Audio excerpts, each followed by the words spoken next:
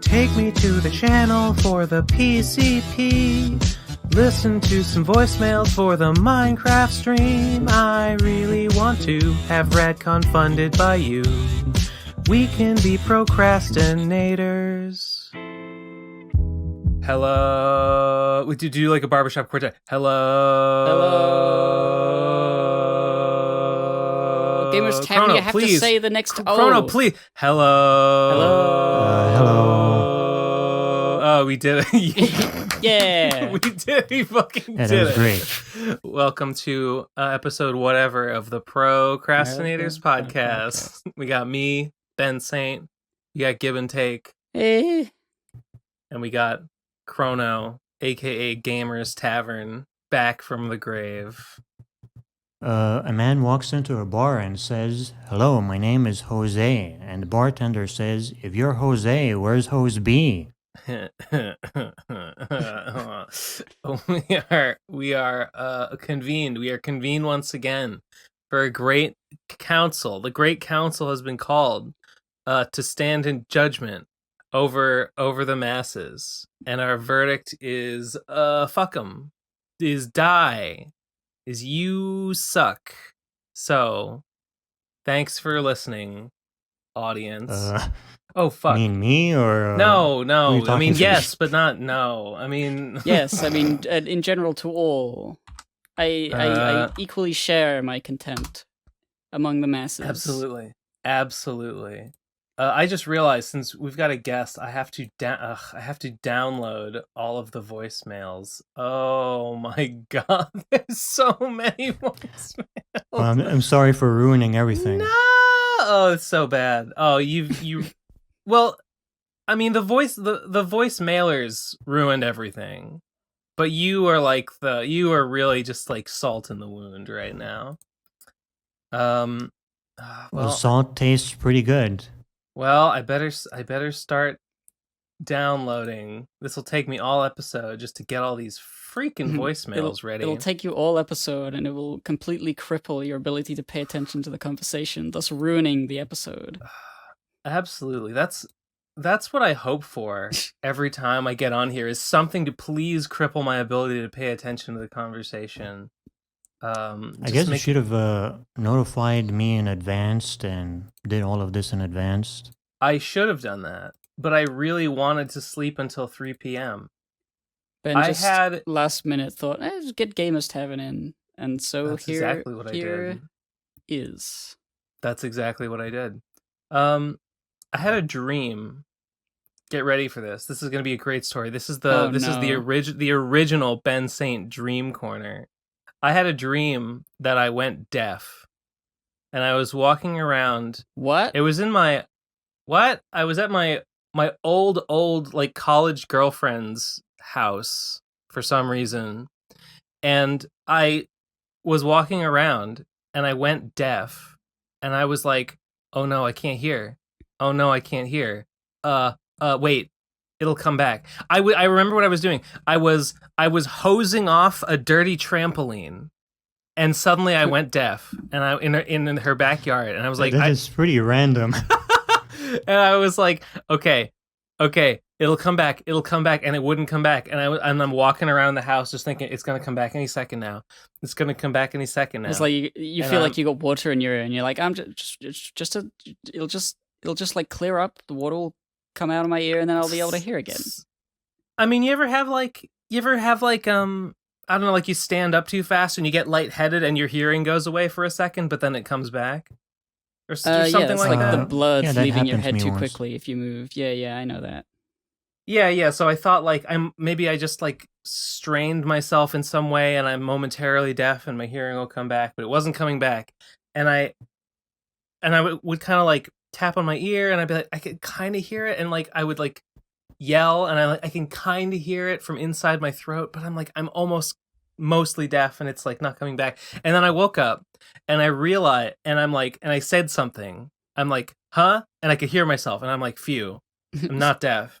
I only imagined the deafness, but I realized that the reason why I was having that dream was because my wait, hold on. My favorite YouTube video 10 10 hours gentle rain sounds on window, calm rain, black screen, rain for sleep, comma, study. My my rain sounds for sleeping video had ended, and so I had gone from hearing a loud white noise to hearing nothing, and it made me think I was deaf in the dream. That's really cool, the outside, because I don't know how dreams work, but it's interesting to think an outside stimulus could influence what you start dreaming about. Sure, because in the dream I was hearing this white noise, and then all of a sudden I was hearing nothing, and I guess my brain interpreted that as like, I cannot hear anymore. I cannot hear anything. And you were Well, at least you didn't go from hearing white noise to hearing black noise. What does that mean? I don't know. I didn't think that one through. Well, you ever hear of a brown note? The one that makes you shit? No. Yeah, the magical frequency that I've makes never you listened shit to yourself. it, but I assume it sounds like a tuba. It's great. I recommend it. You should put on my favorite YouTube video, 10 hours gentle brown note for shitting. You know? You really shit off more than you can poo, and you listen to that. You know, that would be that great could to put on when you have helpful for- constipation. Yeah, I was gonna say constipation, brown note. I'm gonna try that. That's been suffering from that, and I've been If like, it if it works, it would be really funny that I have to listen to that. if it were If it real, works, it would be really funny. if it were real, it would have all kinds of important medical applications. There's all kinds of reasons why, like you wouldn't have to go like not eat for 24 hours before surgery. They could just play you the brown note before they put you under, and then you would shit it all out, and you wouldn't have to worry about having food in your intestines. I gotta know. It'd be so I gotta know if convenient. it works. It'd be I could some- Google does some it work sound and then get an technique. answer, but I'd rather just listen to it. I believe it is apocryphal. I believe it is a cryptid? No, not a cryptid. I don't know what the word is. What do you I believe it say? is- Cryptocurrency. It's a fiction. It's pure fiction. Like an urban like- legend? Yeah, like the guy like number one in that TV series where they would tell you fantasy stories and then Codename tell Kids you Next Door? and then tell you whether they were real, and then at the end he goes, "It's fiction. We made it up." Oh. Yeah. It's an urban legend is probably the word I was looking for. A wives tale, a tall tale, a piece of modern mythology. They should have a superhero whose power is that he can produce the legendary brown note. His name could be Brown Note. Yeah, and he that'd be plays and he makes everyone poop their pants in this audience. And he plays the tuba. He does it with he has a giant tuba, and he only through with the tuba can he produce it. And if the bad guy knocks the tuba out of his hands, he's like, "No, I can't make them shit anymore. How will I get out of this jam?" He's like pinned to the ground, and he's like sees the tuba slide across the room, and he grasps for it. He's grabbing, but he can't quite reach it. And he gets it, and he goes, and everyone shits themselves. Wait, this is pretty irrelevant to my brand, considering my logo is brown on brown. Yeah, why'd you do that? Uh, What were you I don't thinking? know. What are you crazy? I always thought it was Sick. like That's Minecraft sick. a little bit of Minecraft or just some video game dirt. I never really thought much. Some why you video would do game it. dirt. well, the logo Well- represents the quality of the work. To me, I always thought it means that it was like made of wood. I don't know. No, yeah, it's a that's what I wooden- was like. It's a thinking. wooden sign. It's like Yeah. it's like an old timey video game, PC game, tavern. You go in there and they've got like a wooden- tavern, one might say. That's right. Yeah, it's a gamer with gamers in it, placing Minecraft dirt and Well, back, pooping and shitting. Yeah, exactly. When I think of a That's- gamer's tavern, I think of D&D. Like that's the kind of gamers I imagine in a tavern. Yeah, that's most likely. Different genre. Yeah. So I don't know. What's been going on? Well, for everybody. I have I've been cooking. I've been doing some cooking, learning to make new things. No fucking way. No, it's pretty useful life skill. I'm in my new place, and I got this. I've only got this one hot plate, so I have to figure out how to cook everything that I want to eat. Wait, you don't have like a stove? Nope. Just a hot plate, just an electric hot plate you plug into the wall. What? You should buy one of those tiny ovens. Did you say oven? Oven. I think you said oven. I think he has an I didn't say oven. I said oven. But I'm shocked. I'm shocked because I saw your place and it's like a nice place, and I'm like flabbergasted that it doesn't have a stove. Well, it has like a kitchen countertop area, but it's like almost entirely like the sink and the drying area for the washing up. This is like and then a there's European like a tiny thing. little bit.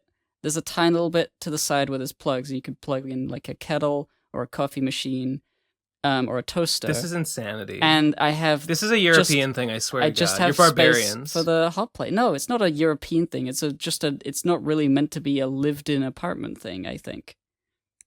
Like the apartment upstairs has a whole oven and stove thing. This is just sort of like so this is yeah. So it's supposed to all be one apartment, but it's been split, and you didn't get the kitchen. Yeah, but like I can do so much because I've learned. I get it. Much. No, I get it. Much that I already knew this, but I never really thought about it. That all cooking requires is hot metal, and if you can heat up metal and you have ingredients, you can make anything. That's true. I've talked about this when I lived in Poland. After they fired me for being a terrible, terrible teacher, and I had to downgrade from the company-provided loft apartment overlooking the city to the room downstairs, semi-shared with the 90-year-old woman in a dark corridor with the bathroom where you had to pump your own hot water. I also, and the heating system that was just like a giant like stone column that would warm up during the day. I had no stove and no oven, and I had nothing but a hot plate. And I would go down to the local Biedronka, the supermarket, and I would buy sausages, and then I would fry little sausage pieces on my tiny little hot plate. I would cook eggs on it and things. You know, all the usual shit you do. Mm-hmm. Sounds like the life. It was, you know what? 15 zlotys a day. For 15 zlotys a day, it was totally the life. That's all I have to say about that. I know a guy who I've lived the hot plate life. I've lived the hot plate life is what I'm saying. You've lived the hot life. I mean, yes. Also true. What were you saying? Chrono, you were saying you knew a guy. What was I saying? No, yeah, that's what I wanted to say. You lived a hot life. No. You were saying you knew a guy. Oh, yeah. I know a guy who lived in Poland for a while. Poland! He has an oven in Poland. I'm sorry. Yeah, exactly. I'm so sorry. I'm cruel. I'm cruel by nature. And I also, the same guy he lived in Ukraine for a while as well. Yeah. And did he live the hot plate life? Probably. Funny thing about Poland, paper, okay, what's the word? Toilet paper, brown. Like so a paper bag. You can tell if you've wiped clean? I don't know. I don't know I if was that's thinking the same thing. It's not dark enough. It's not that shade of brown. It's brown like a brown paper towel. Like it's beige? Brown like a brown paper bag. Yeah. it's just not. It's just not. It's It's it's just a not little right. rough.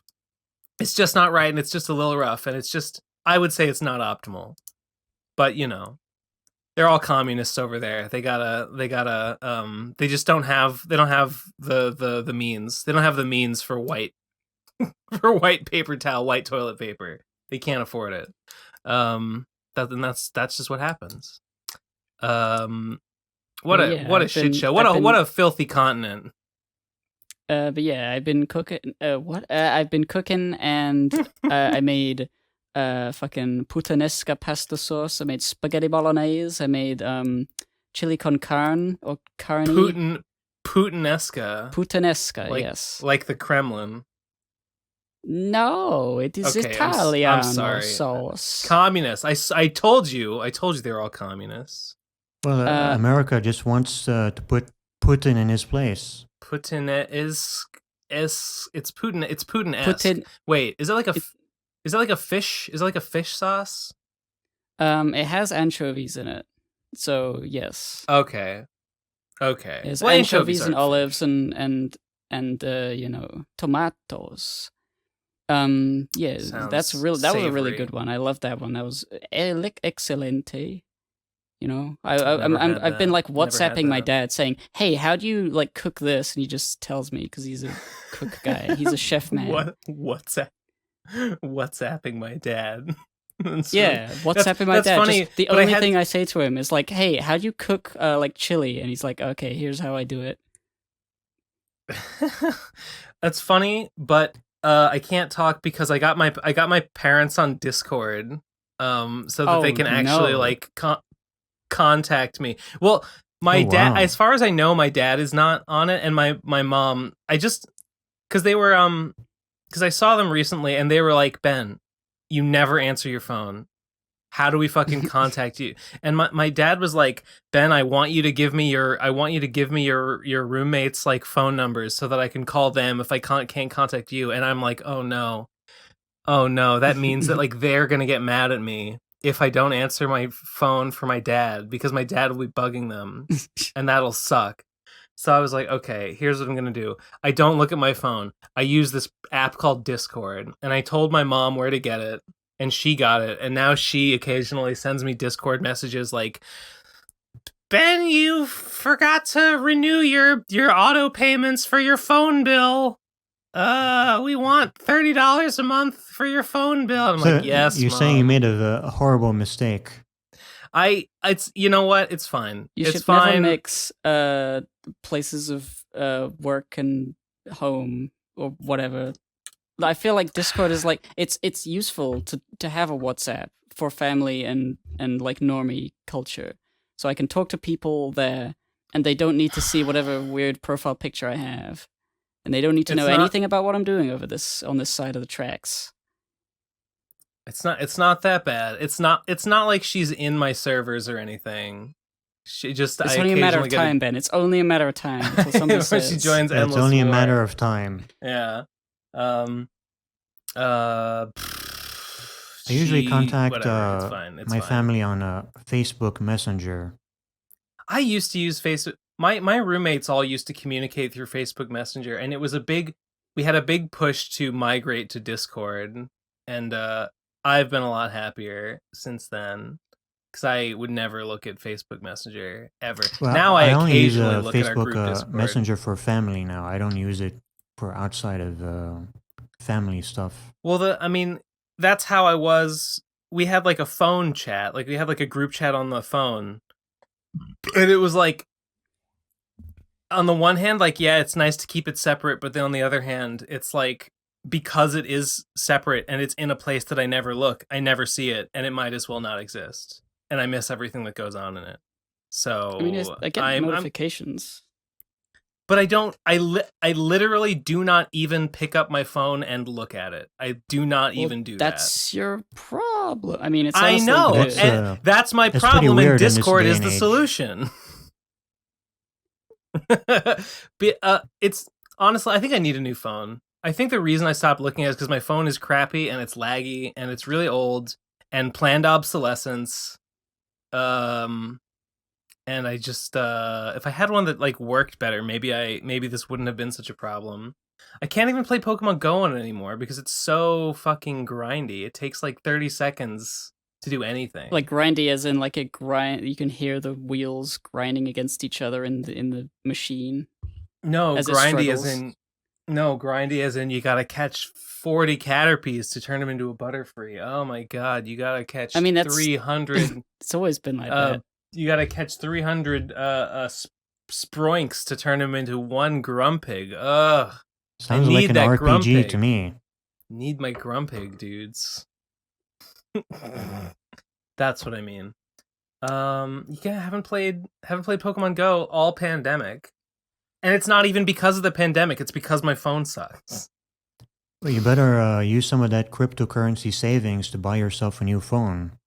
I sold all my crypto, Chrono. I sold it all right before it started going up again. Mm-hmm. Oh, it's down! It is my down god! Right now. Yeah, I was gonna say you should buy some now.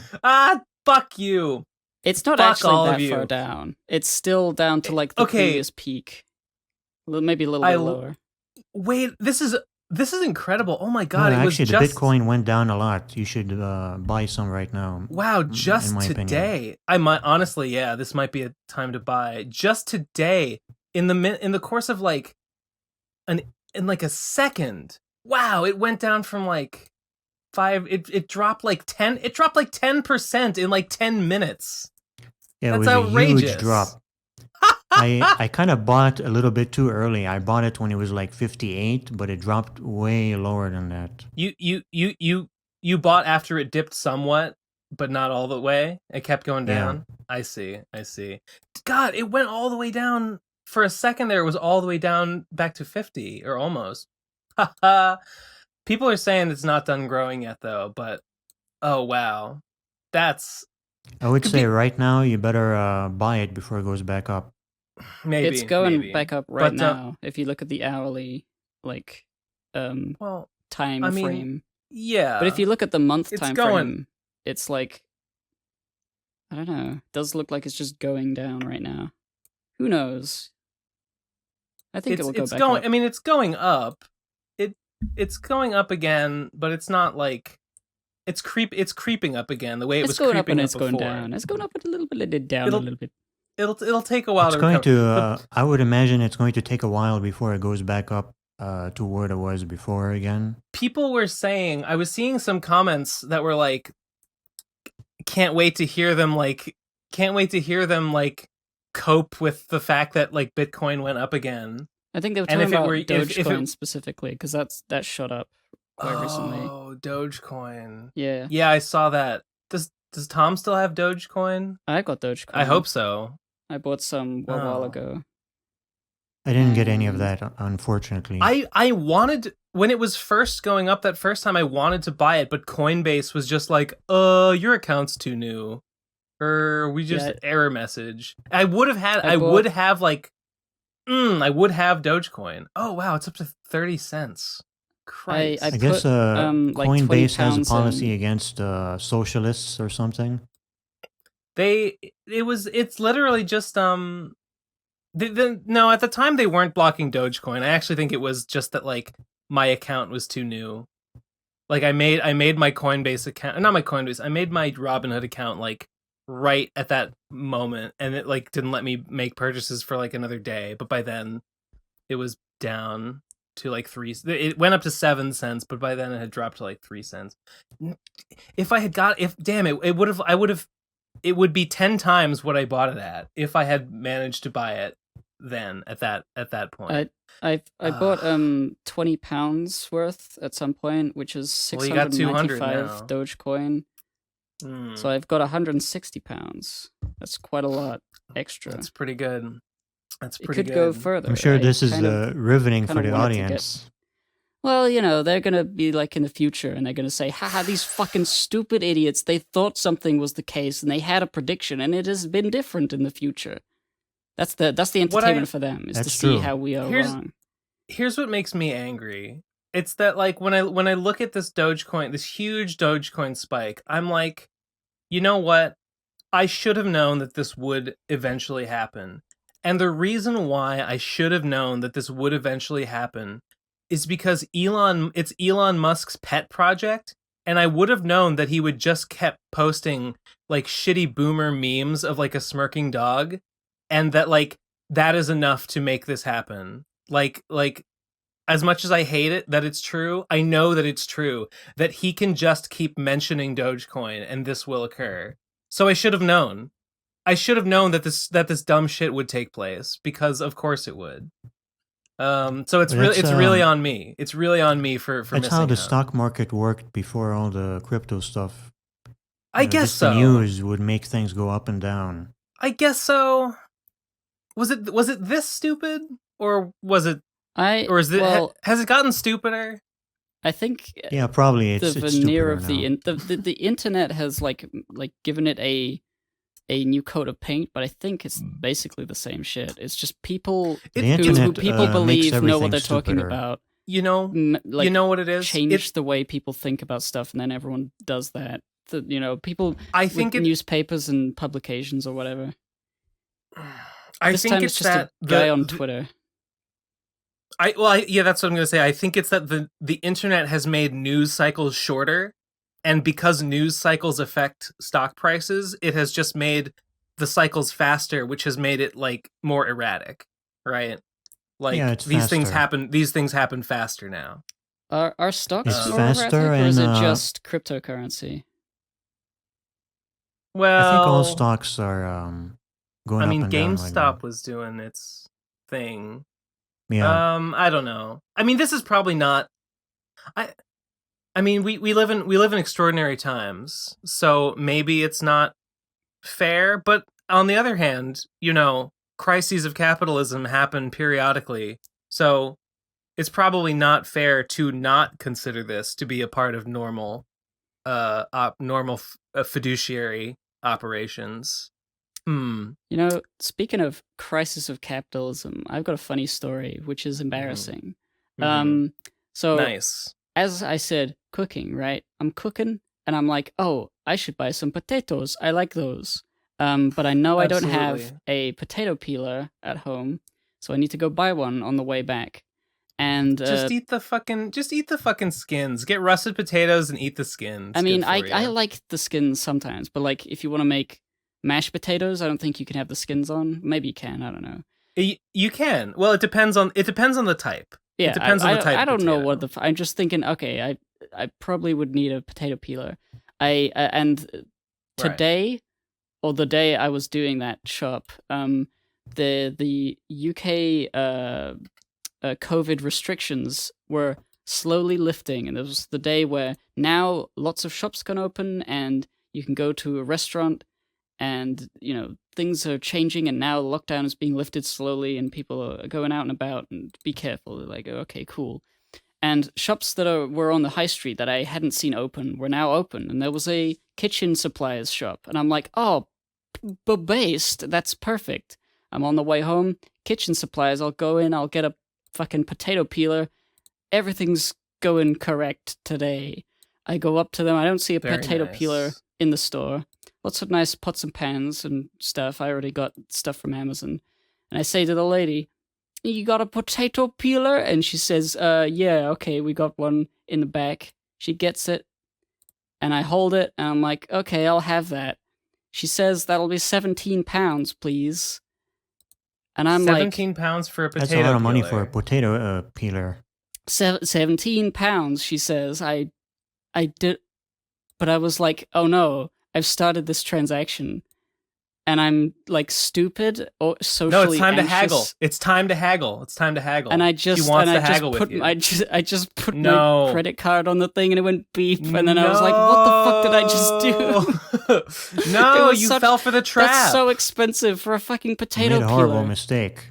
It was like it was better be made of fucking titanium potato peeler. I haven't even used it yet, but like I brought it back, and with the whole did you walk home, I was like, why am I so bad at normal conversing with people that I can't say, isn't that a bit much? I don't know if I want this. I could have said that and stopped. Yeah.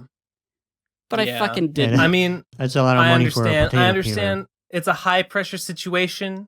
You're right there. You're staring down the barrel of the gun, and you look weak. Honestly, if you say I don't want to pay $17 for a potato peel, you look weak. You look cowardly. You look indecisive. You can't let your reputation take that hit. I didn't need anything else at the time, so I would have just left. I'm like, I don't know why that has sway in my decision making that I would just leave without buying anything. I have a roommate who once, in complete earnestness, told me, yeah, I went shopping before, but I forgot to get, I don't know, rice or something. I forgot to get some essential ingredient that I needed for the thing I wanted to make. Guess I can't make the thing. And I'm like, why don't you just go back and get the rice? And he was like, well, then they'd see me. They'd see that I went back and forgot something. And like, I'm too ashamed. I'm too embarrassed. I can't let them know.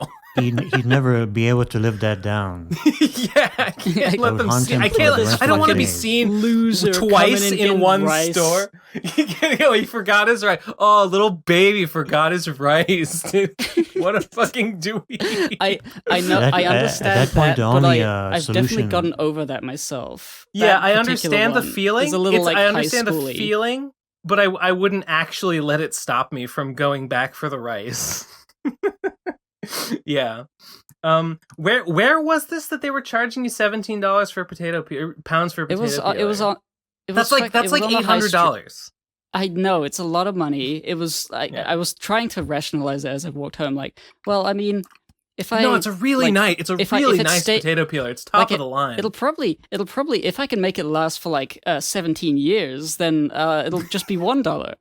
If I peel like 17 years worth of potatoes and it's still good, then that'll be a good purchase. Actually, I was just trying to like, it was on the high street, and I guess it was like a upper class, big boy kitchen place, and they did look nice. What is the high street? I just didn't think.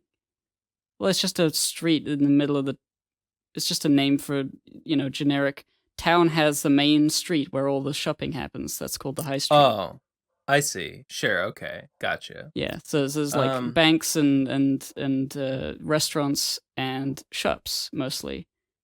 That was a high end thing. I mean, I guess lesson learned, don't shop there anymore. No, I will never go there. I will seethe every time I see those things. They didn't have any fucking prices on the things. And I know why. If you had prices on those pots and pans, I bet there'd be like £50 for one of those casserole dishes, like fucking, or £100. Was it probably. Was part of the problem that there was like a very like a high-end atmosphere in there, which like sort of made you feel more pressure than you would in like a CVS or whatever? Yeah, maybe. I mean, it was a small place. It wasn't like a bustling anything. It was just one person at the cash register, another guy in the back.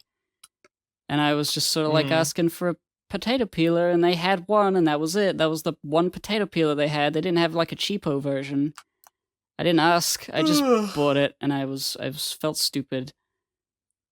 Absolutely. And that's my embarrassing capitalism story.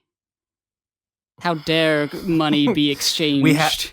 We have to take them down. We have to tear the whole damn system down. That was the time I became a socialist. That was like, this is so fucked. How they own these means of production, and it's bullshit. They extracted my surplus value. I told and it was so effortless for them. They did it with ease. I told Asterios they forced you to buy that potato peeler at gunpoint. I told Asterios on Twitter. I was speaking of cooking. I was talking about how I have still not been able to find IMO, or Isomaltooligosaccharide. I have not been able to find it from in any reasonable quantities, like from a vendor. But I am trying a new ingredient called allulose. And I'm gonna try and I'm gonna try the formula again with a replacement and see if it works. And Asterios was like, "Why do you I can't believe you work so hard." What did he say? He said like, "I can't believe someone who doesn't get high would work this hard on gummies." And yeah, I saw that. I saw that tweet. And I said it, and then I like reflected on what I said, and I was like, this is absolutely true. This is I'm not even joking. I'm not even kidding. was like, I was sick and tired of them extracting my surplus value through Whole Foods, through their keto gummies. So I'm literally seizing the means of production, and I'm decommodifying it. Well, that's not true. I still have to buy the ingredients, but I'm you know, I won't let them take it. Come and take it, as my hero Ted Cruz might say. So you're seizing the means of like the slight profit that they would of this get. one thing that they sell to me. And it made me think about gardening, and I was like, I kind of see the appeal of like having a garden if it's like making food that you actually use, but then I don't know. Vegetables are so cheap though. Like vegetables are so cheap. Yeah, so I that's true. don't know if it's, I think maybe people that have gardens, they get it so that like the vegetables are fresher. It's not because like now the greedy fat cat Jeff Bezos, who owns Whole Foods, he's not going to get my 79 cents for this zucchini that I grew in my backyard. It's like, it's a no, little it's fresh. free No, it's is, homegrown. I think it's cheaper. mostly. Sorry, we keep cutting each other off because like you've got like a lag to me, and I keep thinking you're talking over me, and you think I'm talking over you. Yeah, the lag is kind of rough, but go on. What were you gonna say? I just said free is cheaper than 79 cents, I guess. It made me think about that, and then I'm like, but vegetables aren't a huge drain, and then I'm like, But it's true, they're not expensive. yeah, the what? So like, what things like to me, like literally keto gummies are a thing that I would spend. Like, you buy them at the fucking store, they're like $5 for like a 1.5 ounce bag. So if like it actually represents a significant savings if I can just make them at home. And I'm just thinking, like, I don't know, probably I should do everything, like anything that I can possibly do like that, anything I can DIY and not have to buy from like a commercial vendor is good. Well, this gummy talk takes me back to the last couple of times I was on. Really? I haven't actually 'cause talked I about it think in a you were, while because I've had no IMO. Yeah, but I think the last couple of times I was on, you were doing gummy stuff almost on a weekly basis. I was for a while. You were there. talking about it for a while. That Um, should have Fing- been on the bingo card. Remember that bingo card you? Yes, the bingo posted? card that Vale made. And then I asked him, hey, like, you should tweet that so I can retweet it, like, so people will know that you made it. And he didn't want people to know like what his Twitter was. So I was like, and he just was like, no, you can just tweet it. And I was like, okay, I guess I will. he didn't want to be associated with the PCP. I don't think it was that. I think it was specifically he didn't want his Twitter account to be associated with it, because I guess he probably has like, maybe he's got like an account that he uses for, I don't know, business. I have no fucking idea. Something else. I think that was it. Yeah, I think I made a joke recently about how all the recent stuff happening with the PCP is kind of bad for the Gamers Tavern brand at this point. You think so? We're a poison on you. No, it was just a joke, but Yeah. it reminded me of what that person told you one time, that the PCP is ruining the Gamers Tavern brand. My friend thought that, ever since Gamers Tavern went on the PCP, he's like been more edgy, and like it's like you were a bad influence on him. Yeah, well, now maybe it's going to become true. What do you think? Hey, let's The prophecy is going to be fulfilled. Why don't you just go off and just badmouth Trixie for a while? I'll listen. Tell me about how good it is that she's gone and how you never liked her in the first place. Go. You don't actually have to do that, but I would enjoy it. Well, I'll just say that I have read everything that has happened. Yeah. And I have to say I'm firmly in the Ben Saint camp. Thank you. There's a small but vocal minority of people who say that I am cringe, but I say to you, viewers, that they are. Some people like, Ben, why are you so? How come you're so mad about it? How come you're a little too salty, Ben? Don't you think you should just let it go? And I'm like, I feel personally aggrieved and offended, and I'm upset about it. But at the same time, probably okay. It was I think a lot of people assume that you don't feel personally attacked or like offended by what Trixie's done, and you are just doing it for fun and to bully her. Yeah, which it's like I guess it can come across like that. I guess if you thought that, it would be like, Ben. Someone said, I don't want to assume intent, but it was on a couple episodes ago, the one where Trixie had just left. Someone said, like, in a comment, like, Gib and Tom, you should not be neutral. And Tom made a comment that was like, I don't want to just trash my former colleague just for clout. And I don't want to assume that he was like talking about me, but it was a sentiment that other people echoed that was like, yeah, that like, Ben, you're just dogpiling on a victim who can't defend themselves just for clout. And like, I don't agree with that. It's not true. It's not true. I've been feeling kind of weird about it in this one specific way where I'm like, these things are happening and I feel like I don't particularly care one way or the other too much about it, but like the whole RV thing. It's funny, right? And I can see that it's funny. Visit istthereanrvyet.com. Istthereanrvyet.com. Yeah, that is pretty funny. to see whether there is an RV yet. It's like I can see that it's kind of funny, but I personally don't find like the intense what do you call it, anticipation for that whole thing to happen. Like if it happened, I feel like I'm too distant from Trixie and that whole crowd. Well, they keep hyping to care. it. Well, they keep hyping it. Well, it's not about them. It's about like I'm wondering whether that means that I wasn't very close to Trixie in the first place, and that this breakup doesn't affect me so much because I didn't consider her. I mean, that's how like a close as much that's of a how friend. I feel. It's like I mean, we barely even heard from her. We barely even heard from her for like months and months and months.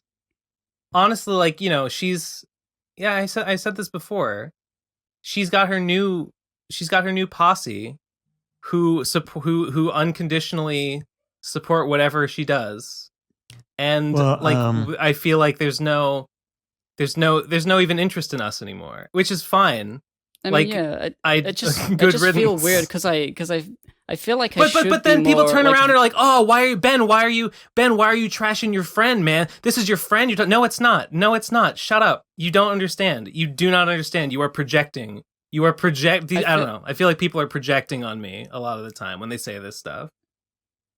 Yeah, I mean, probably. There has been like that whole parasocial relationship. Like they've seen the PCP, they assume things. But like, I think I've been feeling weird because I feel like I should be like more close to Trixie and therefore should feel more upset about what's happening with the whole like never coming on the podcast again. I mean, I know Trixie like doesn't.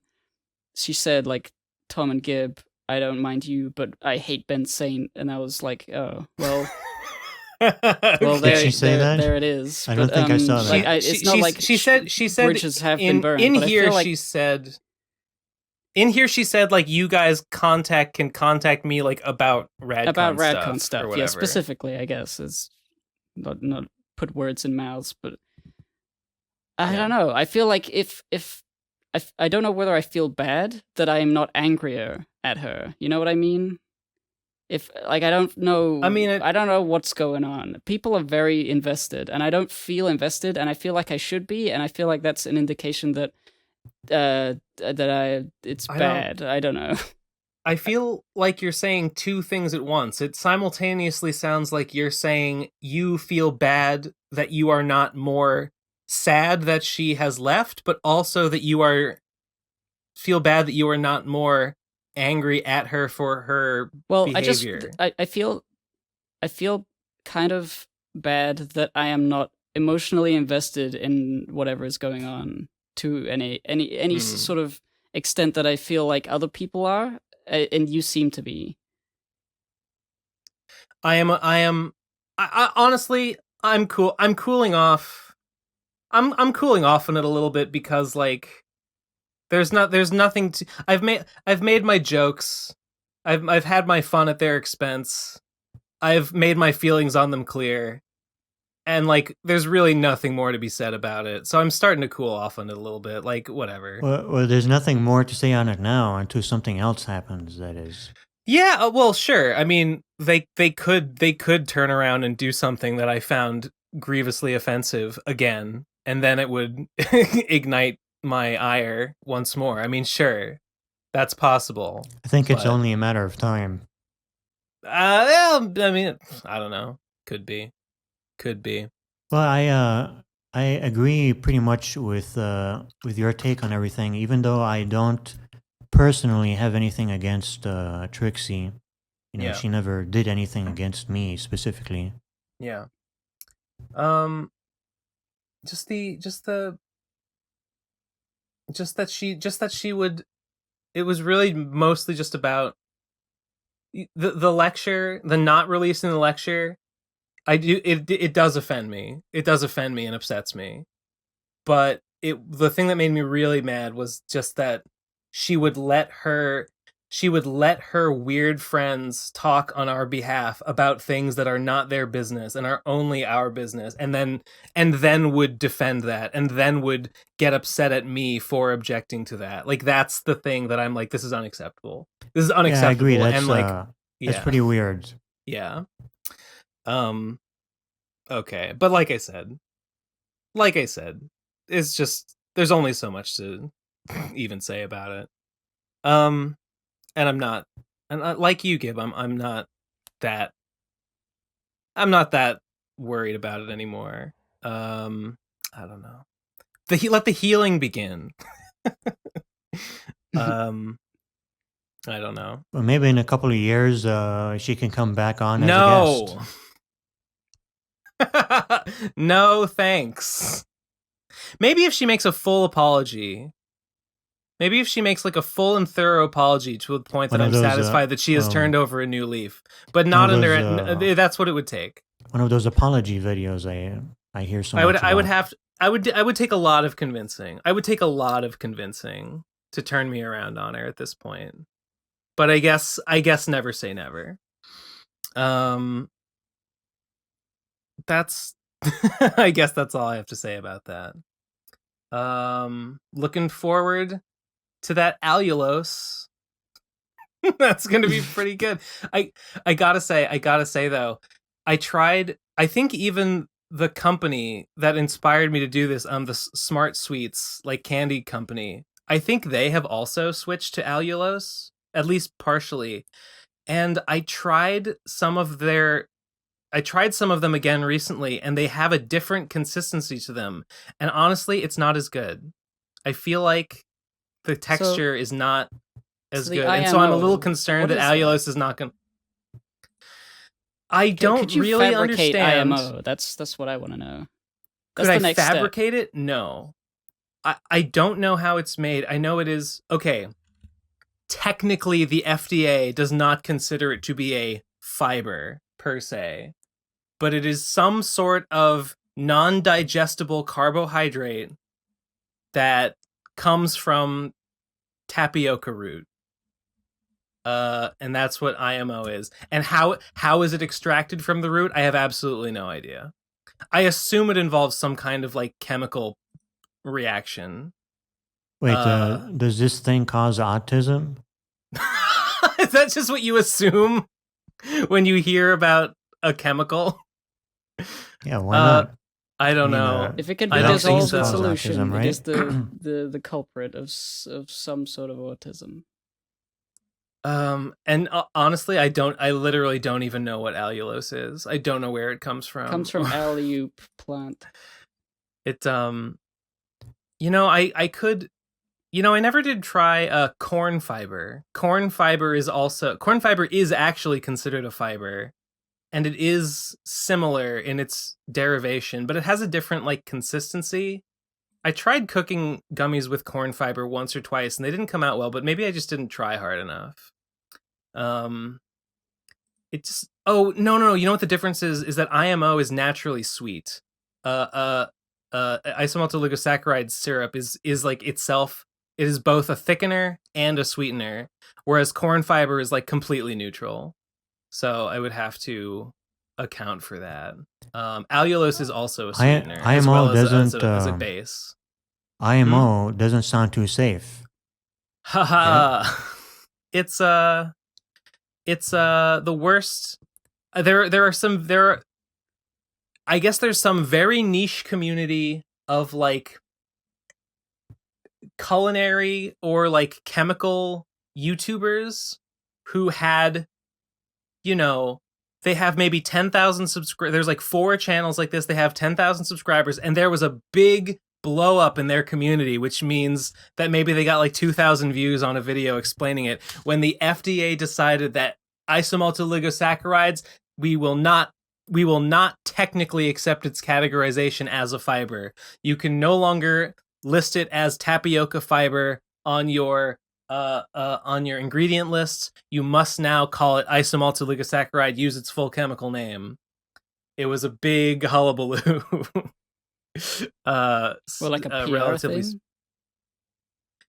I don't think it was a PR thing like so much as like people see chemical name on their product and they go, ew. I think it was that like people were talking about like, oh, isomaltooligosaccharides, is this like a new like hot ingredient? Is this like a new like sugar alternative? Is this going to be replacing sugar in a lot of new foods? And I think a lot of people were skeptical of it, and then these people who were skeptical were vindicated by the FDA's decision to not technically categorize it as fiber. And they were like, I called it just like I called the election of 2020 and 2016. I am a god, they said. I told you isomaltooligosacharide was poison. And it will give you autism. It's probably, is it expensive? Sounds like it's pretty expensive. Yeah, it's kind of expensive. I mean, it's... What was I paying? I think I was paying like $11 for like a pound of it. Wow, that's pretty pricey. That's pretty... I'm pricey, but not as pricey as buying the gummies from Whole Foods. I'm looking on Wikipedia for the manufacturing of isomaltooligosaccharide, and they say this it's made from just starch from cereal, wheat, barley, starch, normal old starch that you can buy. Starch is first converted by means of a simple enzymatic hydrolysis into high maltose syrup with di, tri, and oligosaccharides. I don't know what that means. Sounds right. Glycolic linkages, which are readily digestible in the human intestine. These things are further converted into digestion-resistant glycosidic linkages. Absolutely. Creating something. It's so difficult reading science Wikipedia. Absolutely true. This all makes perfect sense to me. I can personally attest that is accurate. They say simple enzymatic hydrolysis. So all you need is to do simple... I'm going to click on the hydrolysis Simple enzymatic page. hydrolysis? That's all it takes? Yeah. Okay, hydrolysis is any chemical reaction in which a molecule of water breaks one of... Wait. Does this just mean put it in water? Does that just mean you dissolve? Does it just mean you're dissolving it? No. It's not dissolving it, because dissolving it is when the molecules of a substance the molecule itself is not separated. Like the molecules are intact. They just disperse through the water. It's talking about the water itself is like reacting to break the molecule into two substances. So it's not just simple dissolution. Sure, but it involves putting water next to it. Didn't you major in physics or something? It's technically not just dissolving it in water, but in practice, yes, it's just putting it in water and dissolving it. You just put it in water. When a carbohydrate is broken into its component sugar molecules by hydrolysis, this is recognized as saccharification, So saccharide.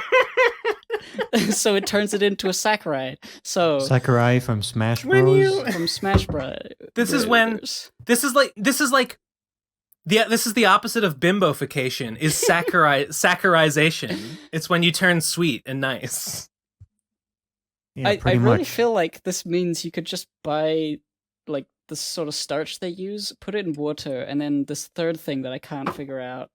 If we can crack the code. Can you link me this? Can you Uh, link me this article? Well, it's just Wikipedia, but yeah. So you're gonna sure. start cooking this stuff in your house, like making drugs Like or something? Like cooking it in a bathtub and in a still. in my Yeah, you make a basement. fucking ton of it. You make an You're gonna entire become gummy the tub. you're gonna become the Walter White of gummies. This is what I. That's literally what I wanted. Like, I would love to just have buy the basic what's the word, like elemental materials like carbon, nitrogen, stuff, and just combine the molecules from their most base forms into Might be cheaper that benzene way. rings, and chain the benzene rings together to form complex carbohydrates, and then fold the benzene rings into complex carbohydrates Yeah, just over have a an entire 1,000 times laboratory. to harden them. Yes. Have an entire laboratory in your house. Oh my god, yeah. Isomaltooligosaccarides are glucose oligomers with alpha D16 linkages, including isomaltose, panos, isomaltotriose, isomaltotetros, isomaltopentose, nigerose, cogibiose, and higher branched oligosaccharides. There's a whole new world. This is A whole world of multiple... saccharides. Oh, so is there any specific isomaltooligosaccharide that you were using, or could you use any one of them? Is it just one thing? I mean, hold on. I have the packaging. I have the packaging right here, and I think it just says, it doesn't specify. Yeah, first ingredient is isomaltooligosaccharides (parentheses vegetable source). So you don't even have to specify. You don't even have to specify whether you're using isomaltotetros or nigerose or cogibiose or any of the higher branched oligosaccharides. They all fall under the same banner according to the FDA. There's Did a I whole just new hear world of I guess experimenting to find the perfect saccharide. I'll just have to find every vegetable and hydrolysize it, which just soak it in water and just see what fibrous You buy, powders float to the surface. Oh, we could go even further back. Like, if they use the starch from foods, how do you make starch? Could you just grow your own food, starchify it, and then enzymatically hydrolysize it into fucking oligosaccharides, and then make that into gummies? Could you do the entire thing? Here's the important part. Isomaltooligosaccharides are a normal part of the human diet and occur naturally in fermented foods such as sourdough breads and kimchi. It has been identified as a natural constituent of honey, and although chemically related, it isn't. Okay, that's a different thing. IMO is a sweet-tasting, high-density syrup which could be spray-dried into powder form. Okay, the thing about this stuff, it sounds really bizarre, but it's actually delicious. Like, you can just, this goo that you get, this stuff that you fucking hydrolysize out of complex carbohydrates. It is just like a clear, sweet syrup. It kind of tastes like agave nectar. It's delicious. It's incredible. I would live on it and nothing else if I could. Yeah, it's like just eat Slurm. that I'm me with isomaltooligosaccharides is like Fry in that episode with the Slurm, when the Slurm Queen squirts out super Slurm from her I anus. just saw a clip of that the other day. I also Funny you just saw a mentioned clip that. of that the other day. They must have been going around. It must have been a part of the YouTube algorithm. Someone tweeted it with an attached thing that's like, I don't know. It was probably like, this is just like the Biden administration and bombing the Middle East or something. It's like Fry and Super Slurm. It seems kind of random. Yeah. Well, I mean, considering like who I follow on Twitter, that's the kind of take I would expect to see.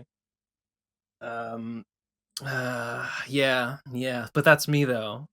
If I would recommend you. Okay, you can. There are vendors on Alibaba who will sell the stuff. Like they won't sell you like a reasonable amount. They won't sell you like 10 pounds of it or even 100 pounds of it, which is what I would want. They will only sell it to you in metric tons, which is bad. But they will sell you like a sample bag of like 1 kilogram of it, which is not very much. And it'll cost you like $50 because they have to ship it to you from China.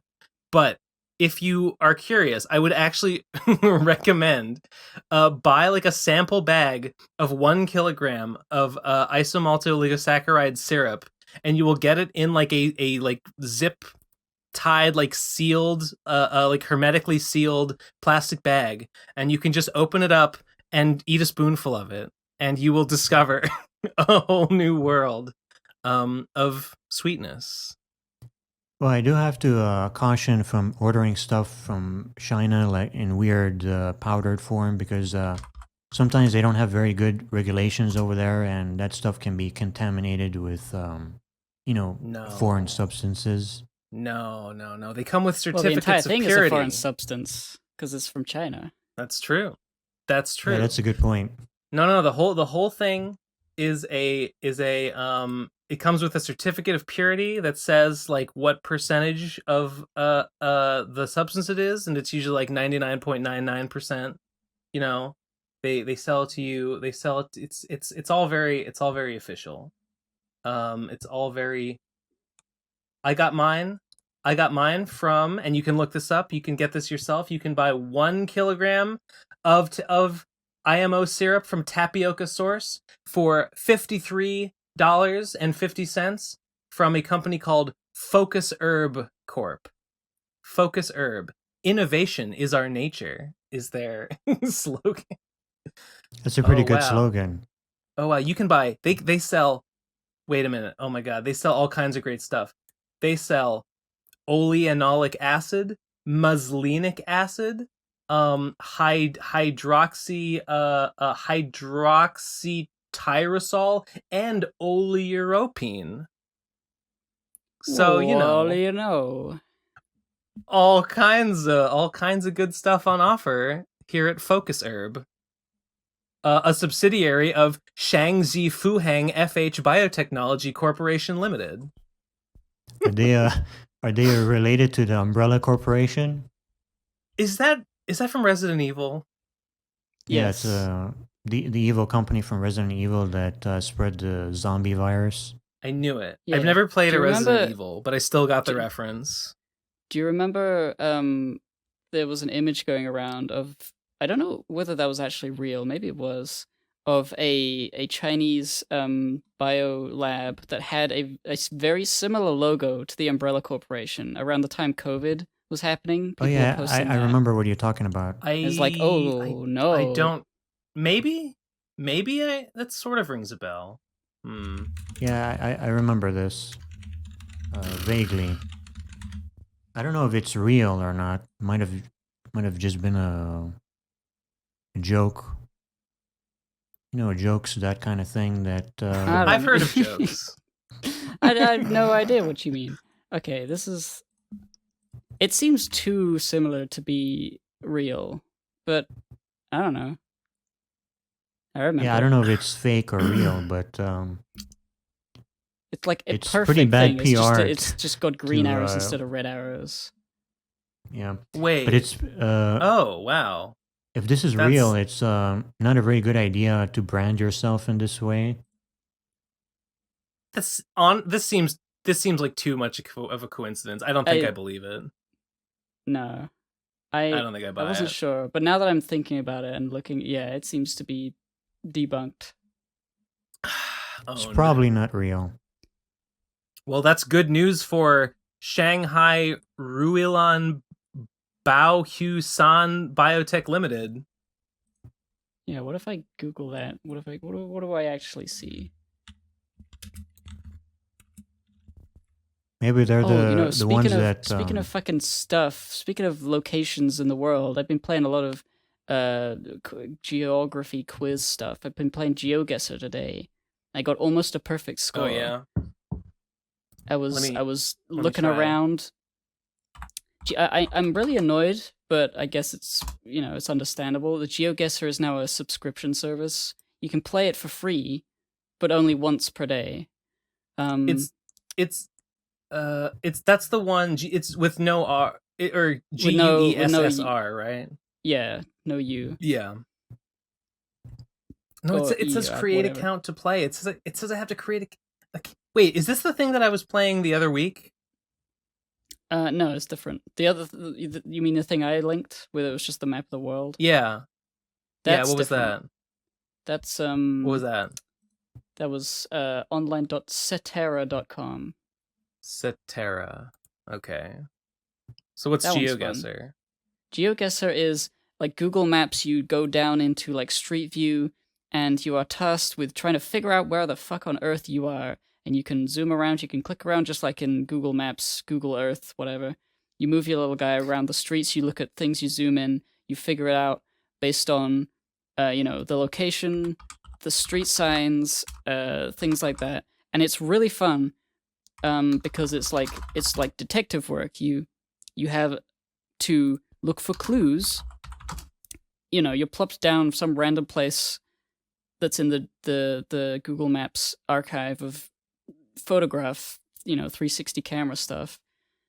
You could be fucking anywhere, and you have to figure it out. And it's just so satisfying doing the detective work to okay, where cars are driving on this side of the road, so it can't be these countries, it could be these ones. It looks like a hot climate, probably this sort of area, but I'm not sure. The language, Spanish, that could be Spain, that could be South America, you got to look at things like that, and then you got to narrow it down, find landmarks. It was extremely fun. I love GeoGuessr. I'm really annoyed that I have to pay for it. I'm probably just not going to play it that much. Yeah, that sounds pretty interesting. Never heard of it. Remember the sick a cappella theme song to Carmen Sandiego? No, I remember the regular theme song, but not. What? What do you mean, Chrono? You remember? Are you talking about the regular theme song or? Yeah, the a cappella version. It's was it played on the actual show or? It was in the show. Yeah, it was in the show. Yeah, then I probably do know what you're talking about. She puts the miss in misdemeanor when she stole the beans from Lima. Yeah, I remember that. How good is that? From the Definitely Red Sea to Greenland, approval. they'll be singing the blues. God tier Oh, stuff. colors.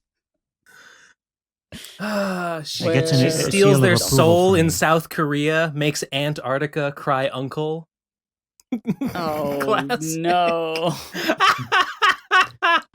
That's great. Somebody's got to find this girl and kill her. Well, they tried finding her. That The was only, like a, the that only was like a person who qu- could a find Carmen quiz show, Sandiego right? was Waldo. Ha ha ha ha. I was gonna make that joke. Where's I Waldo remember- joke? I remember I really liked Where in Time is Carmen Sandiego. The reason I liked it is because it had like crappy early 90s like CG visual effects, and I just thought those were so fucking cool. When I was a little kid, the horribly dated CG Megazord transformation from the Power Rangers movie, that was my shit. That was the coolest thing I'd ever Yeah. seen. I remember that. Yeah.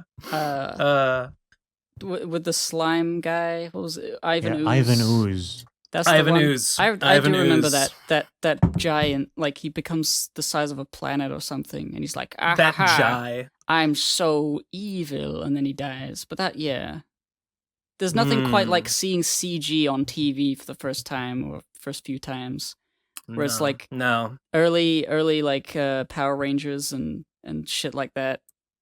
But that's something. Kids shit. That's something Zoomers will never get to experience, I suppose. No, they grew up with CG. Whatever. They'll never experience everything that already happened. They will never get but they will never specifically get to see like bad, like objectively bad CG and be like blown away by like I was. Yeah. They really missed out. They really did, for real. Well, millennials will never get to experience Bagpuss for the first time and be scared shitless by a talking cat that's a real cat and it's talking, but it's not actually, it's a puppet. She'll ransack Pakistan and run a scam in Scandinavia. Then she'll stick 'em up down under and go pickpocket Perth. Why is she such a bitch? She's such a bitch. She doesn't even do it. She doesn't even do it for money. She like, went all the way to Lima to steal some fucking beans. She stole all the beans. She stole all the beans from Lima, not because they were like worth money, because like it's like Lima's got some good beans. It wasn't all the beans. It was a misdemeanor. It would have only been like a fucking handful of beans. She just wanted to make the pun. She had to do a misdemeanor. Oh yeah, you're right. It did. She put the miss in misdemeanor when she stole the beans. So she was like, she had to pay a fine. It's just like she flew all around the fucking world to do little annoying petty crimes that people can't catch her. But it was just like that line from Final Fantasy Tactics. If the penalty for a crime is a fine, then that law only exists for the lower class. And she's like, you know what? I'm well off enough that I'll just steal all the beans from Lima. I'll take the fine. It's fine. She's probably a billionaire. I'll take the fine. It's fine, she said. That's not a very good rhyme. It's not. Yeah. No, it just sounds like a Gamer's Tavern joke. I don't know. Yeah, it does. I don't know. Isn't there like a rule that you can't, if there's a pun or a rhyme, it can't be exactly the same word unless the meaning is different? The point isn't that it's a rhyme. The point is that it's the same word that means two different things. Does it? Wait, say it again. Yeah, that's known as a pun in some circles. Yeah, I'll take the fine. It's fine. Oh, yeah, you're right. Yeah, of course. Of course I'm right. It's just not a very good one. Shut up. It's fine. It's fine, actually. It's perfectly fine and decent. Perfectly fine, in that it is like sand that is very not coarse. It slips through my fingers easily. But I really like the writing in Final Fantasy Tactics. I think it's very good. People say it's one of the best written RPGs. I've said this before, but I'm one of the many people that got stuck in the castle against Wheatgrass? Wheatgrass? I think? Yeah, something like that. Yeah, I got stuck in that castle and I never finished the game. And now I just don't have the patience. I just don't have the patience for JRPGs anymore. I'm just not interested in like a dialogue heavy fucking 60-hour game like that. I'm just not into it. It's because a lot of them are like you're following a character as they grow in this harsh world, and the leveling up is sort of it's mirroring the story that's happening. But I've seen this story so many times. It's not that exciting to see that he gets strong at the end and he beats the bad guy. And I also don't want to do all that grinding, so like I don't care. Actually, yeah. The problem is it's not actually I'm hesitant. I don't read enough anymore, but it's the thing that I think would drag it down for me. It's not that it's heavy dialogue. It's not that there's a lot of reading. It's that the battles just take like an hour a piece. And I'm just like, just put me in Noida and give me a wand that goes. That's all I want. I don't have the patience to play RPGs anymore either. But back when I did, Final Fantasy Tactics was pretty good. I loved that whole the tactical RPG genre. That was my favorite genre in like the PlayStation X era. Whatever. Why do people say PlayStation X? I don't know. I just remember reading Game Informer, and because there was a PlayStation 2, they would abbreviate PlayStation as PSX. I don't know why. That's what they would do. I played Which is last also week. I nice. struggled to remember the name, and then I remembered it was Front Mission. Front Mission 3, I think, was the one that I liked. Yeah, And there that was one's on the PlayStation. Yeah, I remember there was another one called Vandal. No, there was no Vandal Hearts was like the more traditional fantasy one. Vanguard Bandits was the one. Okay, Front Mission was the one where you were in mechs, but it was like a gritty, like futuristic sci-fi. Vanguard Bandits, you were in mechs, but it was like fantasy anime mechs, and they were like powered by like jewels, and there was like this one like holy ancient mech that the good campaign was like based around like finding and like taking back your rightful throne as prince of the kingdom or whatever. uh that game was like kind of bad, and like I think even when I bought it, like I went to fucking GameStop and looking for it, and I asked someone like, hey, you got Vanguard Bandits? And the guy was like, oh yeah, we got that. Yeah, I'm not that into that game. I've And heard of this game, but I've never played it. the funny thing, okay, it plays like Final Fantasy Tactics. You know, you got mechs, and like you got your characters in your mechs, and like the characters have some abilities of their own, but mostly it's the mech that determines like what the character can do in battle. And they I don't know, they do like a tactical RPG thing, and you can put different characters, different mechs, and you upgrade them a little bit. You can give them different gems that give them different powers. There are like multiple story paths, like whether you want to become, you know, take your place as king of the empire of the kingdom, or whether you want to like become a evil conqueror and like take over the empire. Or there's like a third one where you become like a renegade and start your own, I don't know, anarcho syndicalist commune or whatever. But then the funny thing is, whenever you do an attack in this tactical RPG, the game goes to like a fully, it's not very good, but it's like an animated like 3D polygonal cutscene basically, where the two robots will like do the attacks on one another, and it takes ages. But I was so into it as a kid. It looked so cool. I think And you Front Mission also does that, doesn't it? Does it? I don't think it does it to the same extent.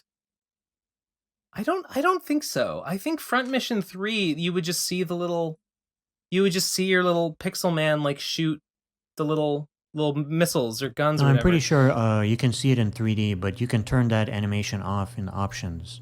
Because I have actually played Front Mission 3. I remember being frustrated because in Front Mission 3, you can eject your guy. The cool part about Front Mission 3 is that you can choose in a battle to not destroy but merely disable like an enemy's mech. And if that happens, you can eject your little person from your mech and have him go and run and jump into the enemy mech and take it over. And like while he's out on the ground, he's really slow and he's really vulnerable, and any mech that attacks him will just completely obliterate him.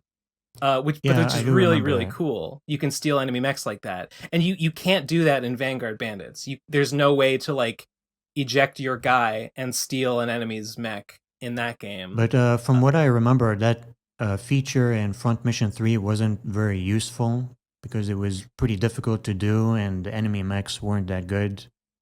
I was a young teen at the time. I think I just thought it was cool. I think I just thought it was cool, and I wanted to do it. There was a game for the Super Nintendo called Metal Warriors where you could do the same thing. You could jump out of your mech and go into other mechs, but it wasn't a tactical RPG. It was a side-scrolling action game. Metal Warriors. Yeah, I remember renting that one when I was a kid. I don't think it's too good, but I remember it was very this interesting. box art, but I don't think I ever. I think I probably saw this box art at Blockbuster. The really good, the better mech game for the Super Nintendo is Cybernator. It has a different name in Europe. I forget what it was called in Europe, but in US it was Cybernator. That one's pretty good. You know what? I think I probably. I was never into like sci-fi and like mechs and stuff. I think I might have seen both of these games and just been like, it's nerd shit. Final Fantasy, Swords and Sorcery, please, for chads like me. Actually, in my opinion, the most fun front mission game I ever played is I think it's called Front Mission Gun Hazard, and it was for the Super Famicom. But there is a translation patch you can download to play it. It's a side-scrolling action RPG with mechs, and you can buy parts and level up, and it's pretty cool. Front Mission Gun Hazard. I have a review of it on my website. Look at okay. This is such this is so like wait, no, it's Squaresoft. Oh, it's Squaresoft. Yeah, it's made by Squaresoft. This looks like who's the Final Fantasy artist? This looks like someone trying to do. This is either him being really lazy or it's someone doing like a bad impression of his art style. Yeah, I don't remember the name of the artist, but I know who you're talking about. The guy did the art for Final Fantasy 6 and 5. He does it for all of them, yeah. And I think he did a bunch of the Metal Gear Solid like concept art, and he did a bunch of like stuff for them too. Yoshitaka Amano. Yeah, that's maybe I'm thinking of someone else who did the Metal Gear stuff. Yeah, but this looks like this box art. It's like it looks like his style, but it looks bad. So I don't know what's going on there. I never seen the box art, but the game itself looks pretty cool. It looks like Cybernator, but it has action RPG elements and it has a story, and the story is pretty decent. I like that. Was it side scroller? Yeah, it's a side scroller, so you don't have to do the turn-based combat stuff. I like the turn-based combat stuff when I was a kid. I felt so fucking smart. Beating games like that.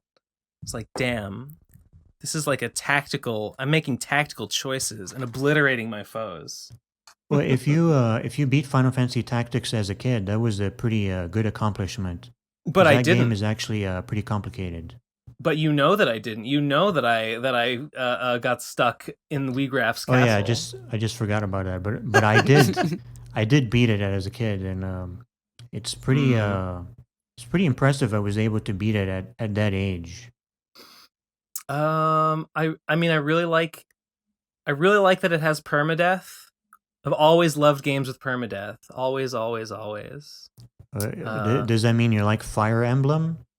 I've never played Fire. I probably would have loved Fire Emblem as a kid, but I never. You've never played Fire Emblem? No, not a single one. That's weird. I don't know Is that weird? I don't know whether you'd be into it today, though. It would be cool. I don't think I would. But yeah, those are good. GBA especially. What I like about Fire Emblem is that it's probably one of the fastest paced tactical RPGs you can play. That's good. Oh yeah, it's lightning quick. Important. It really does not feel like a turn-based RPG of any kind. You have your guys, and the only thing you need to worry about, aside from positioning is the main thing. Is positioning and the weapons they have, and you can. Sometimes you can buy new weapons. A lot of the time you'll get weapons from killing enemies or getting chests. And the whole game, at least Fire Emblem 7 and 8, they're very linear. 7 particularly. So it's all like you can't like go back to an area to grind in 7. So everything in the game is laid out in such a way that you can always do it. Unless you really majorly fuck things up. It does have permadeath. And I like that. I like that it like grinding and like playing the game in a boring way like isn't even an option. Like it's just like you must progress. I like that. There is one way, but it's extremely dangerous. You can go into like in certain levels there's like an arena, like a gladiatorial arena. You send your little guy in there and you can wager. if you will win the fight. And the only thing you can do is just watch them wail on an enemy, and then you can press a button to run away and lose the money. But if they die in the arena, they die. That's it, and you don't get the money as well. And so you can play a level, but you can save scum it, right? No. Fire Emblem has a unique thing where every action you take is permanently saved for that playthrough of that level. So if you fuck up and die, really? The only way to reset is to reset the entire level, which makes the stakes on the longer levels like raise. And when you get to the very end of the final levels of the thing, you're like, holy shit, this took so long to get here. What? Don't fuck up. Oh my god. It's very tense. It's very cool. What console is this on? It's on GBA. I don't know how they did it, but like it was just sort of. They had like oh wow, you could turn the power that they wouldn't even let you save scum it. No, yeah. So like if you're a little kid, you lose someone, you cry, you click the little power button, and you turn it back on, and then you reload, and it loads exactly at the moment that you turned it off. So you see them die a second time, and you cry again. And then you cry have to even harder this time. You realize that you have to click restart level. Fuck yes. But you can restart the level, and you do have to do everything all over again. But it's better than losing that Pegasus night. I'll tell you that. Yes. All right. That's pretty cool. You should play Fire Emblem 7 on emulator or something. I mean, it's got cool characters in it, but that's mostly the fun gameplay. The 7th one is the second GBA one, right? Yeah, the one with Eliwood, Lynn, and Hector. The first English translated one. Yeah, that's what I'm thinking of. What I should probably give a try is Hades, which I bought at the same time. I told you that people were telling me Hades was good, so I went and bought Hades, but then it recommended me Noita, and then I also picked up Noita on a whim, and then I end up getting insanely addicted to Noita, and I haven't even played Hades at all. I should give that one a shot. The games that studio makes, they made like, what was it called, Bastion and some other ones. Yeah, Transistor, and so I think there's another one between. Yeah, I've been hearing a lot about. I haven't played any. I haven't played any of their older games, by the way. Those all look cool, and I can appreciate that they're beautiful. But there's something about that camera angle that really annoys me, and I just don't want to play a game in that camera angle, looking down. You know what? I feel the same way. It just kind of inherently feels, I don't know, not as engaging the isometric as like a side scroller perspective. To me. Yeah, the isometric. I know exactly what you mean, and I can't justify it. Yeah, There's can't no either. good it's reason. Like there's no way I could say, oh, I don't know about those games because of something like that. But it is. I mean, I've talked before about how like if a game is in 3D, I just like it more than if it was in 2D. It's just some things that just resonate with me a lot. I feel kind of the opposite. When a game is in 2D, I tend to like it more than 3D. Probably because I guess I grew up with 2D games. I think I'm with you. I think I'm a 2D guy. If I had to pick one or the other. I know it's not a fair way to judge things. It's just a bias. No, not at all. It's completely unfair. It's arbitrary. It's not fair, but it is. But I can't help it. Yeah. Yep. That's right. Exactly. Speaking of games, are you caught up on Cycolonials? Chapter 8, yes. Shit's really going places. Shit's really getting down to it now. Only one more chapter left, and yeah. Oh yeah, can't yeah. wait. I remember. Can't what fucking happens. wait. Yeah. And spoiler alert. Watch. Read Cycolonials. It's technically a video game, but it's weird to say play it because there's not yet any interactivity. There's hints at it. There's hints at basically future interactivity, but I don't think there will actually be any. I think it's a red herring. I don't know. I feel like the pull the rug out from under the player sort of moment would be get them thinking that they don't have a choice, and then finally like do the same thing again on chapter 9, the last chapter, and this time the choice actually does something, and people are like, wait, I didn't know. Oh, and then you see the consequences. Maybe that would be a thing. It would make for like a mechanical surprise. It would be pulling the rug out from under you, but I feel like narratively, I don't know. I mean, it would depend on what he did with it. I would feel like it was a little cheap. My inclination would be to think it's kind of cheap to like, oh, well, let's end the story with like 2 endings and you get to choose which one. And oh, you go and you do one, well, and it does one ending, and you do another and it does another ending, or something like that. I had like this idea that like once you get the final chapter and have seen everything, all the choices that were presented to you before, you could now see what would happen if you had made different ones, or you know, if Z made different ones. Maybe, yeah, maybe. But yeah, it's getting really heated. I don't know. It's getting very heated. I really enjoyed. I really am enjoying the presentation of these things. It's just. I agree. It's just a really nice story, and it's told in a way that's unique and cool. And I like Z. It's very Homestuck in some ways, and it's very not Homestuck in others, and I think it works pretty well for the story it's trying to tell. And I like the objectively bad visual presentation of it. I think it's good and makes it better. Yeah. I was a bit annoyed. Did you see the Sarah Zed video about Homestuck that dropped on 413? I heard about it. People linked it. I didn't watch it though because it was really long, and I was like, what are they gonna say? Gray paint or something?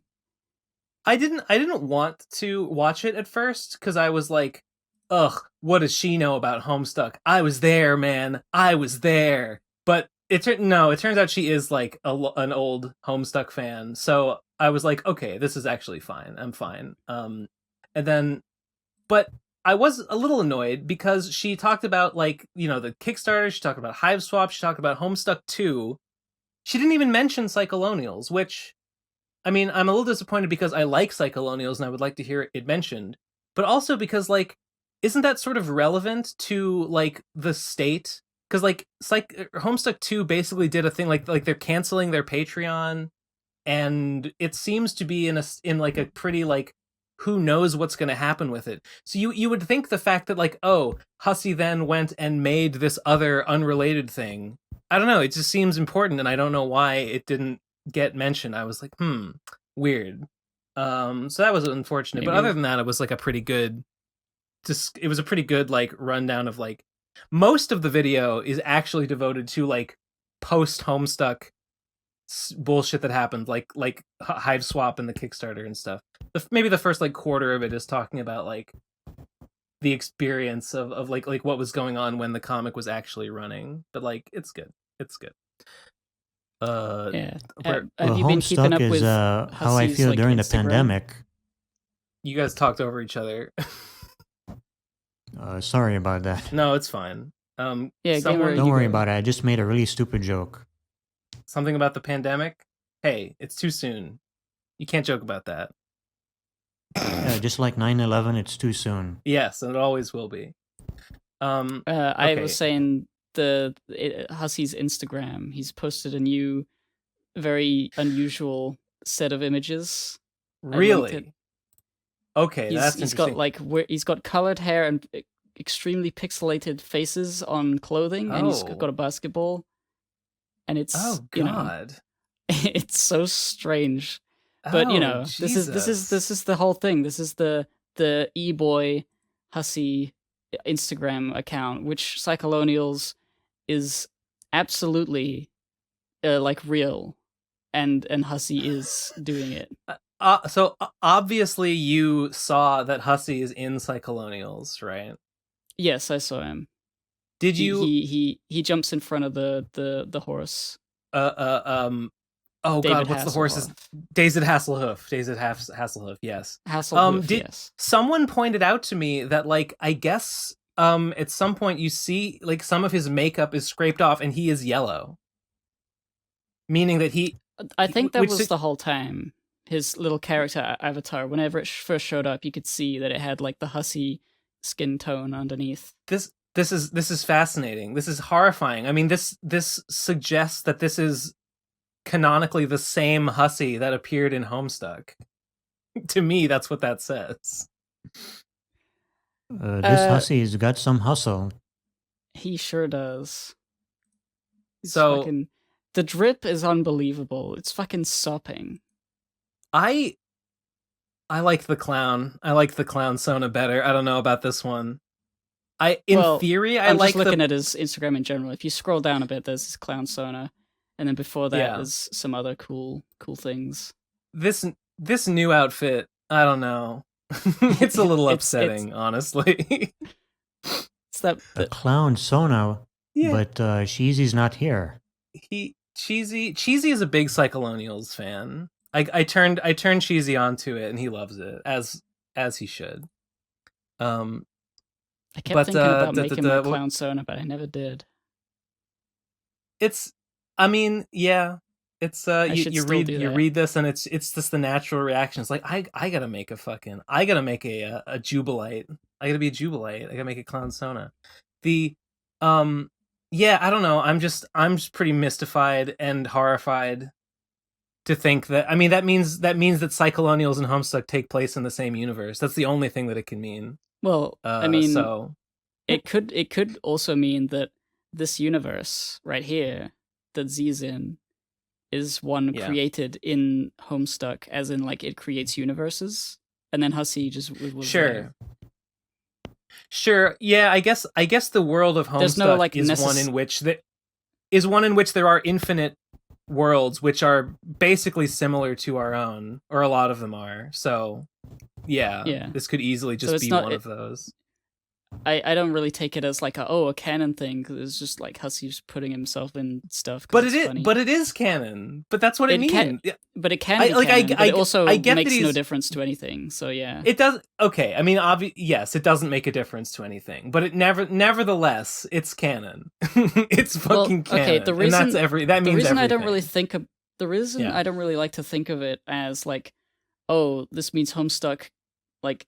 Because Homestuck operates on different laws of physics that reality like can't have capture logs, whatever they were called. I guess you're right. So in Cyclonials, the whole is the fucking dreams real? Is there actually like a clown god speaking to this character? That's left up in the air. Is it her going insane? If like Homestuck rules apply, it could be real, and it's more likely to be real. And I think the unsureness of the reader is important. I agree. I mean, I agree that if you think like, oh, this is in the same universe as Homestuck, therefore I should be like thinking about the events through like a Homestuck lens, like. What does the canon of Homestuck say is possible in this world? Then yeah, I agree. You've read too far into it for sure. Yeah, I think it's more likely that Hussie depicting himself is just because he does exist in our reality and where COVID happened. So this is like that version of him, the real version, and then the version that appeared in Homestuck is just him drawing himself into the comic that he wrote. I think the fact that it's yellow when every other person in Cyclonials is white. I mean, he has to be. He's got to be the same. He's true though. Just look at him. They all white though. They're all white. I mean, well, they got clown makeup on, so I guess you can't tell for all of them. No, but every other person. But even without the clown makeup, they all still have white faces. Do they? Maybe. I don't know. I can't tell. All the police did. Percy did. Z and Abby do. No, I'm pretty sure. Let me. I can go look. If anyone has had a non-white face, I mean, then I guess I would be wrong. and maybe Hussie would just Oh no, yeah, be it's just yellow. like FFFFFFF white. Yeah, they're all FFFFFFF. But Hussie's yellow. FFFFFFery. I don't know, man. I don't know. I feel like that that's says just like something. visual. Like, no, I don't think it says something. I think it says Hussie is letting us know that yes, that It is does. It does. It's obviously him. He didn't have to be yellow for it to obviously be him. Because it's the same clown Sona that appeared in the trailer, and it's the same one that Hussie dressed up as on Instagram. It was already obviously him. It didn't need that. But he deliberately was like, well, I'll include this detail and make him the only yellow human. I don't think they're that all makes white? a difference. So is this like a alt-right thing? No, Hussie's he's good. He's a good Bernie bro. He's a More good like Bernie down alt-white. the establishment. Yeah. Based. I really do admire Hussie's joie de vivre, though. I hope when I'm Hussie's age, I'm looking like a total freak. Yeah, that's a good way to be. Yeah. He's tall, though. Being tall means you can pull looks off that other people can. It's a shame. It's a real shame. Anyways, since we were on the subject of clowns, I'd like to present something. Please. It'd be good if Sheezy were here to see this. I'm sure he will. Did you hear that Cheesy killed the Pizza Party podcast? I heard something about the Pizza Party podcast, but no specifics. You heard it here first. He did it. He was our man on the inside. He brought the whole system down in on itself. I'm proud of him. That's pretty cool. Clownvis Presley. So I found this weird YouTube channel by accident, or mere happenstance, about a guy that dresses up as a clown version of Elvis Presley. Naturally. And he has a couple of music videos that are actually surprisingly good. I'm watching. And he does like a weird stream. I don't know what the deal is with this guy, but I was very fascinated when I found this. I mean, is there lore? Oh God! I'm sure there is, but I haven't dived in all the way yet. Okay, look at the thumbnail to this video and tell me what you think is happening. I haven't seen that thumbnail yet. It looks like two fish eating an eel in between them. Yeah. Or maybe something like that. I thought it was two frogs shitting out their mouth into each other's mouth. Was where my mind went. I mean, yeah, that's kind of what it looks like. But no, they could be pulling a Lady in the Tramp with an eel. I hope it's that. I mean, it's too clear and perfect a tube of to be like a thing of liquid happening. Yeah. I can see why you would see that. I don't know why this episode 149. What? Yeah, he does like weird streams where he just talks to the audience and I guess tells jokes or something. I see there's like an alien puppet. Videos. There's like an alien puppet in some of these. Just because it's very strange. Oh wow. Yeah. This is a find. This is a I don't know what's going on. I like it. I was thinking click a random maybe you should one. invite this guy. I was thinking you should maybe invite this guy on the PCP sometime. I mean, I am interested in what he has to say. Wait. What is he? Okay. He's talking about conspiracy theories. Huh? Okay. What? I just clicked a random one and he's talking about like this defies scientific understanding. I don't know. I didn't listen for more context. I don't know what his views are or anything. I just know that He dresses up as a clown version He of says- Elvis Presley for some reason. He says, Clownvis plays a new instrument. The marshmallow planted in soil from the North Pole last week is revealed to be a full-grown dancing snowman with basic skills. That's the episode description. Wow. It sounds interesting to me. Wow. Wow. It's Okay. a Scientology video. Oh, no. It's got to be a joke. It's got to be a joke. I mean, maybe that's Xenu. Maybe the little puppet man with him is Xenu. It looks like him. I hope whoever this guy is, I hope he reaches 1 million subscribers someday. He is only 5,000 for such a winning concept. Isn't it an undiscovered gem?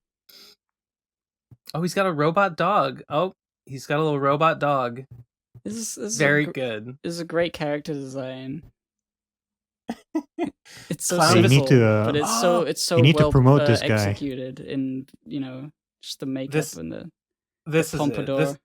This is what I wanted to see. Clownvis covers insane clown posse. Chicken hunting.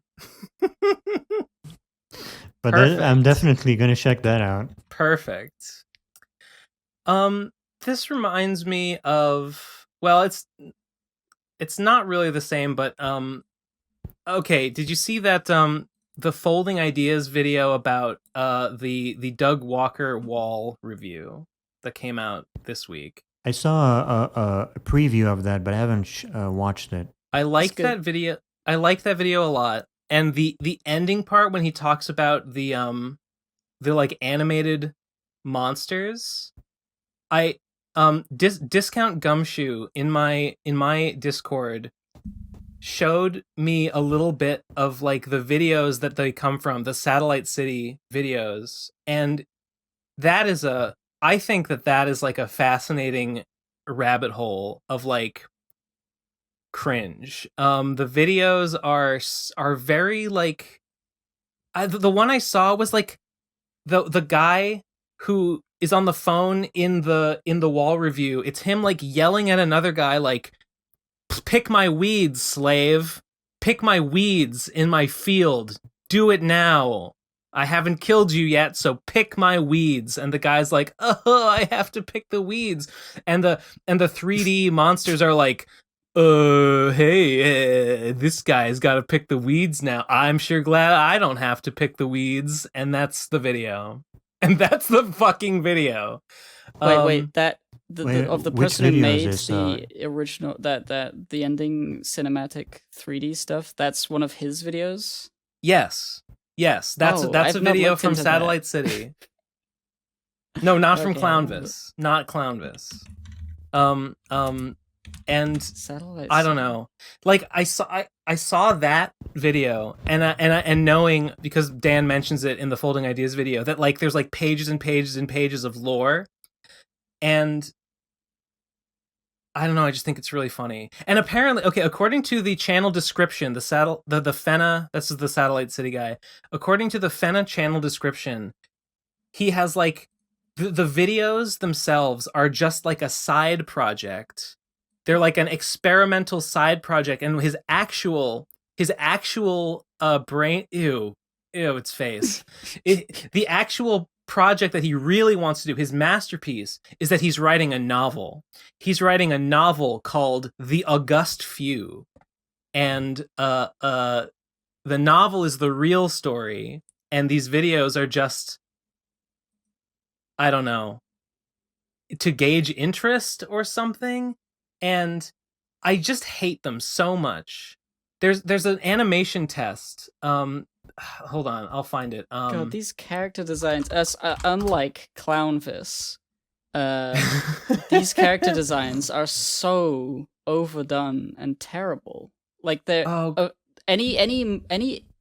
looking at one, and it's like she's got I don't know what it's supposed to be. I think it's a she. Has like one wing on one side of her body, and then a missing leg, and then a weird eye. It's like any moment where there could be symmetry, there is like, make sure there's no symmetry. Make sure there's as odd as like humanly possible.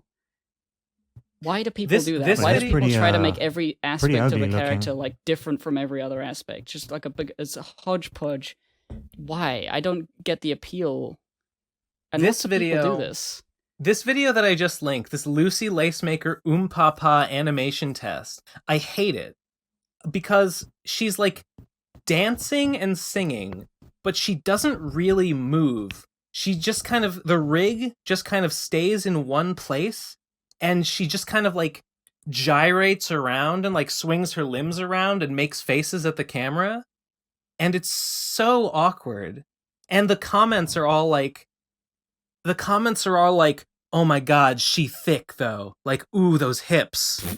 And I'm like, I fucking hate what is going on here. This remind and the fact that his real project is that he's writing an epic fantasy novel about these characters. It just reminds me of, do you remember that German guy Dave from the Brony days? The furry guy. I've talked about him. He did a bunch of art for Dr. Wolf for no pay, of course, Lamau, and then his real project was that he was writing a novel. He was a comic artist, but he was writing a novel, and he sent me like early drafts of like chapters and was like, "Here, what do you think about this?"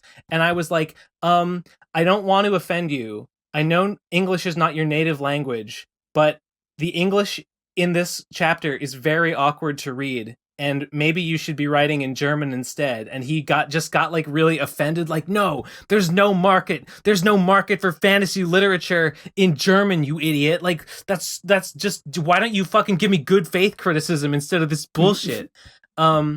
It just reminds me of that. And it makes me sick to my stomach. The thought of a furry writing a novel just makes me ill. I'm sorry. They just shouldn't do it.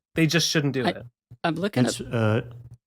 Is that why you never criticized Trixie's music back when she was in the PCP? I genuinely have no opinion about her music because I have no opinion about most music.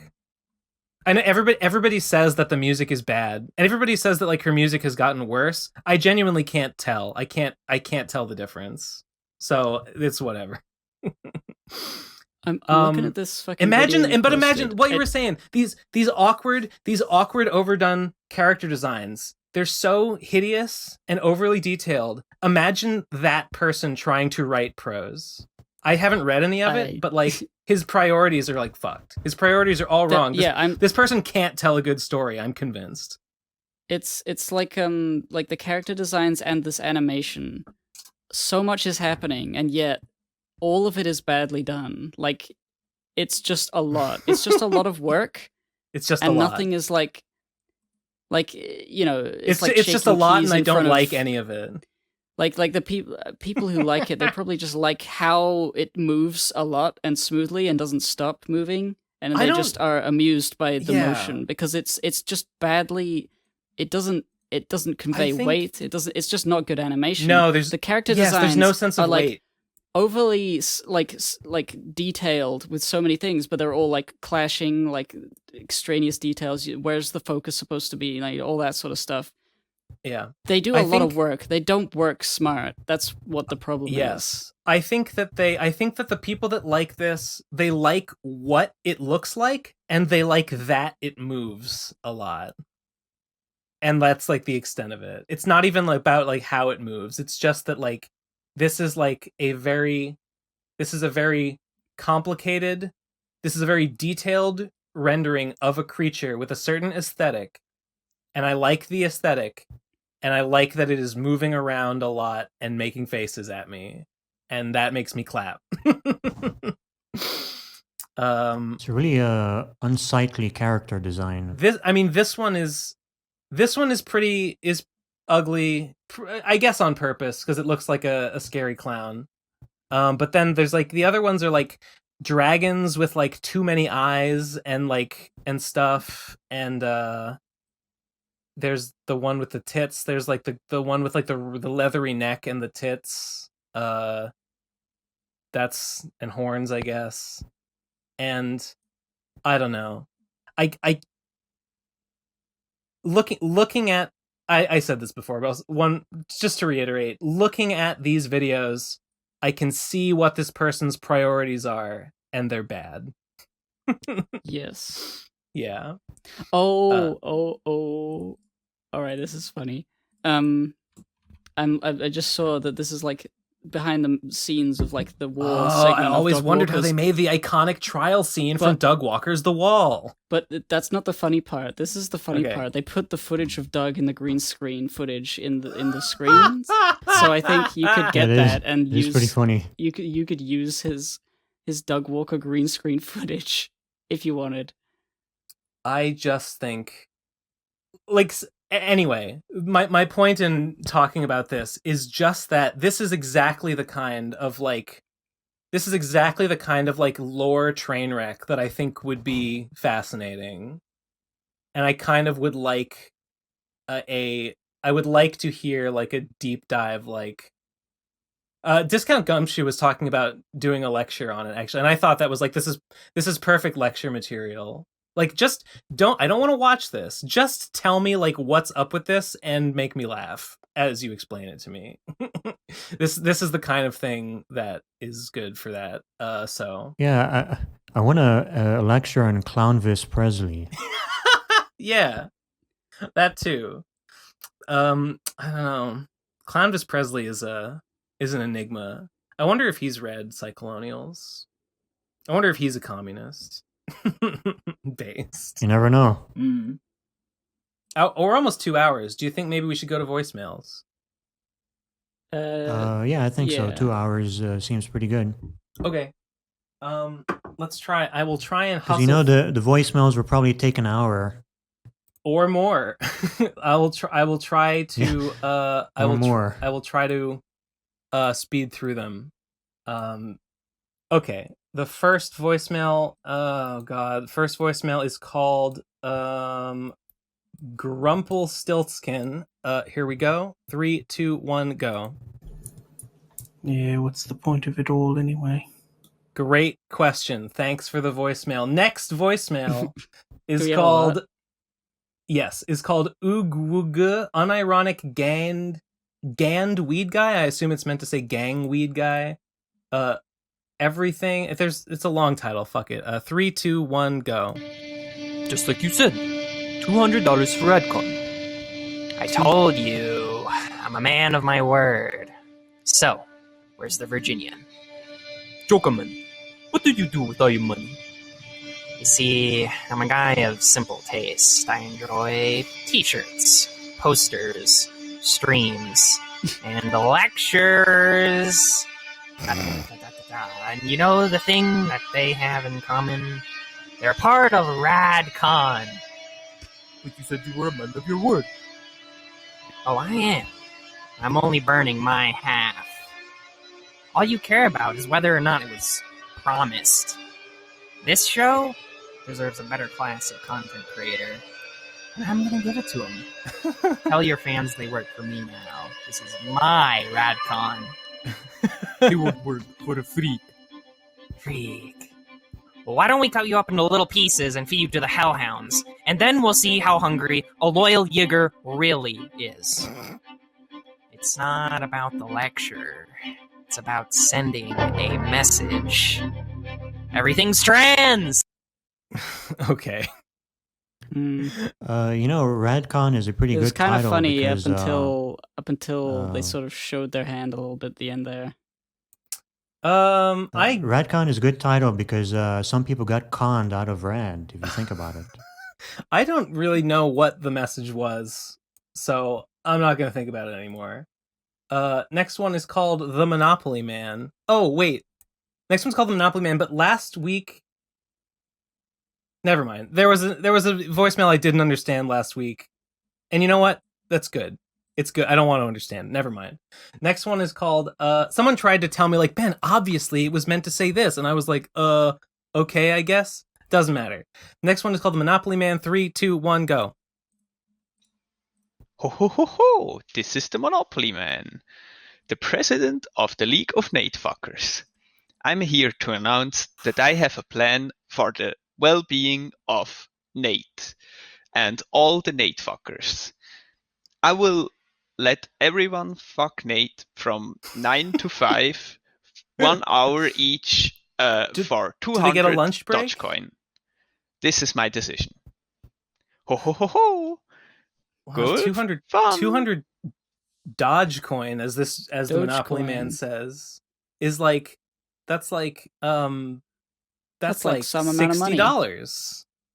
That's like some money. Okay, next one is It's not as called much as 200 actual dollars. next one is called Hi Ben. 3, 2, 1, go. Hey y'all, I just wanted to come in and say that this whole situation is fucking hilarious. Thanks. And to be fair, I haven't heard, I'm a little bit off. I always listen to these on Mondays, so you guys have already recorded last week's episode. So maybe there was some Trixie Defender who came online last time and A said, little bit. "Oh no, Ben was being a dick. Trixie did nothing wrong." A little bit. But like, let's be fucking honest. Ben was right. Everyone agrees that Ben was right, and this is fucking hilarious because anyone who pays attention to anything could have seen this coming a mile away. Thank you. Nate uprooted his whole goddamn life to do something with Trixie, and Trixie has never committed to anything in her fucking life. Yes. And it's very funny. It's very funny. It's very sad, and it's just so goddamn funny. This guy. All right, see ya. This guy's absolutely got the right attitude. Hi Ben is Hi Ben for voice grail. Hi Ben for voice grail. I don't know. That's your own personal collection, maybe. Okay. I was hoping to hear something from Doid Gazers. Doid Gazers said that he is bowing out at the top. Doid Gazers says that last week was his finale. So. Yeah, it was finale. That's yeah, unfortunate. It was a good way because, to end. It was a good bit. I think it had run its course though, and he went out on the high note with the song. So let's hope he doesn't fuck that up with another voicemail. Next one is called "Fuck PCP Callers Addendum." 3, 2, 1, go. Just listen to another Kringus Pingus voicemail. Never mind, I take it all back. Callers are great. Thank you. True. That's right. It's all about perspective. Next one is called Challenge. 3, 2, 1, go. Name every former member of the PCP in the order in which they left the podcast. Order in which they left. I think that would be. It would be You wanna Jeff go? Mumkey, and then. What about that? Left Jeff is like people have left. Like Mage has definitely left. Davu's definitely left. But like when I can't remember. Okay. There Like was coming, and then there was a time when they said, "Oh, by the way, I'm not coming back," or like I don't want to come back. Mage never even made like a specific like I am leaving the PCP. No, yeah, sure. She never even did that. Davu did. I would Mage say Mage I never would say, wanted to like make a thing of it, which was her reasoning. But I'm pretty sure she does not want to come back. There's no intention of ever coming back. She has said that here and there. I guess it. Wait, has anyone else? Who else is left? It's Jeff Mumkey, I think maybe Jeff Mumkey, Davu, Mage. Who else? Trixie obviously is the latest one. Yeah, I don't think Nate has not like technically left. Jesse is not technically left. They can both appear anytime whenever they feel like it. I think Jesse has pretty much officially. I would say Jesse has officially. Well, I mean, there's he no came to officiality Radcon 4. to anything. Like if Davu and Mage wanted to come back, that'd be fine. Like there's no like contract here. It's just how you defined like left. I guess if Jesse hasn't been on the show for a very long time and it doesn't seem like he wants to be on, then he's left the show. But like, it's a hindsight. I would say thing. Because as soon as Jesse's back, Jesse has. Back. I would say that Jesse has left the show to basically the same extent that Mage has, which is to say, pretty much 100%. Yeah. Davu has 100%. He's basically left the internet except for his Patreon, I think. Yeah. Gotta keep that shit exclusive. Oh, I guess. And don't forget Munchie. I think did you mention Munchie? Oh already? yeah, Munchie. Oh yeah, Munchie. He also has not like made any like he's like Mage. He has basically said that he won't be back, but he never made like an I'm leaving statement. So he made an "I'm leaving" statement for like the internet, which I think just applies to everything he was doing. Okay, my best guess for order would be Jeff, Mumkey, Davoo, Jesse, Mage, Munchie, Trixie. I think. Something like that. Okay. So who's going to be next? Who's leaving next? My vote is, I think, Tom. It's gonna be right? it's gonna be me. It's gonna be me getting banned when Trixie comes back. When it's when Trixie it's when Yig Studio fails and Trixie attempts to do like a redemption arc, and every fucking sucker and Mark immediately falls for it, and then I'm the bad guy because everyone wants to forgive her, and then I say no, she can't come back, and then there's a forced vote and everybody votes me out, so Trixie comes back. There, I'm prophesying. You're gonna have a monkey pulled on you. But worse. That's pretty good fan fiction. That's what's gonna. It's true. I've seen the future. The next voicemail is called. Oh, I don't like this. It's called "Noiter is Bad," and I'll upload it right there.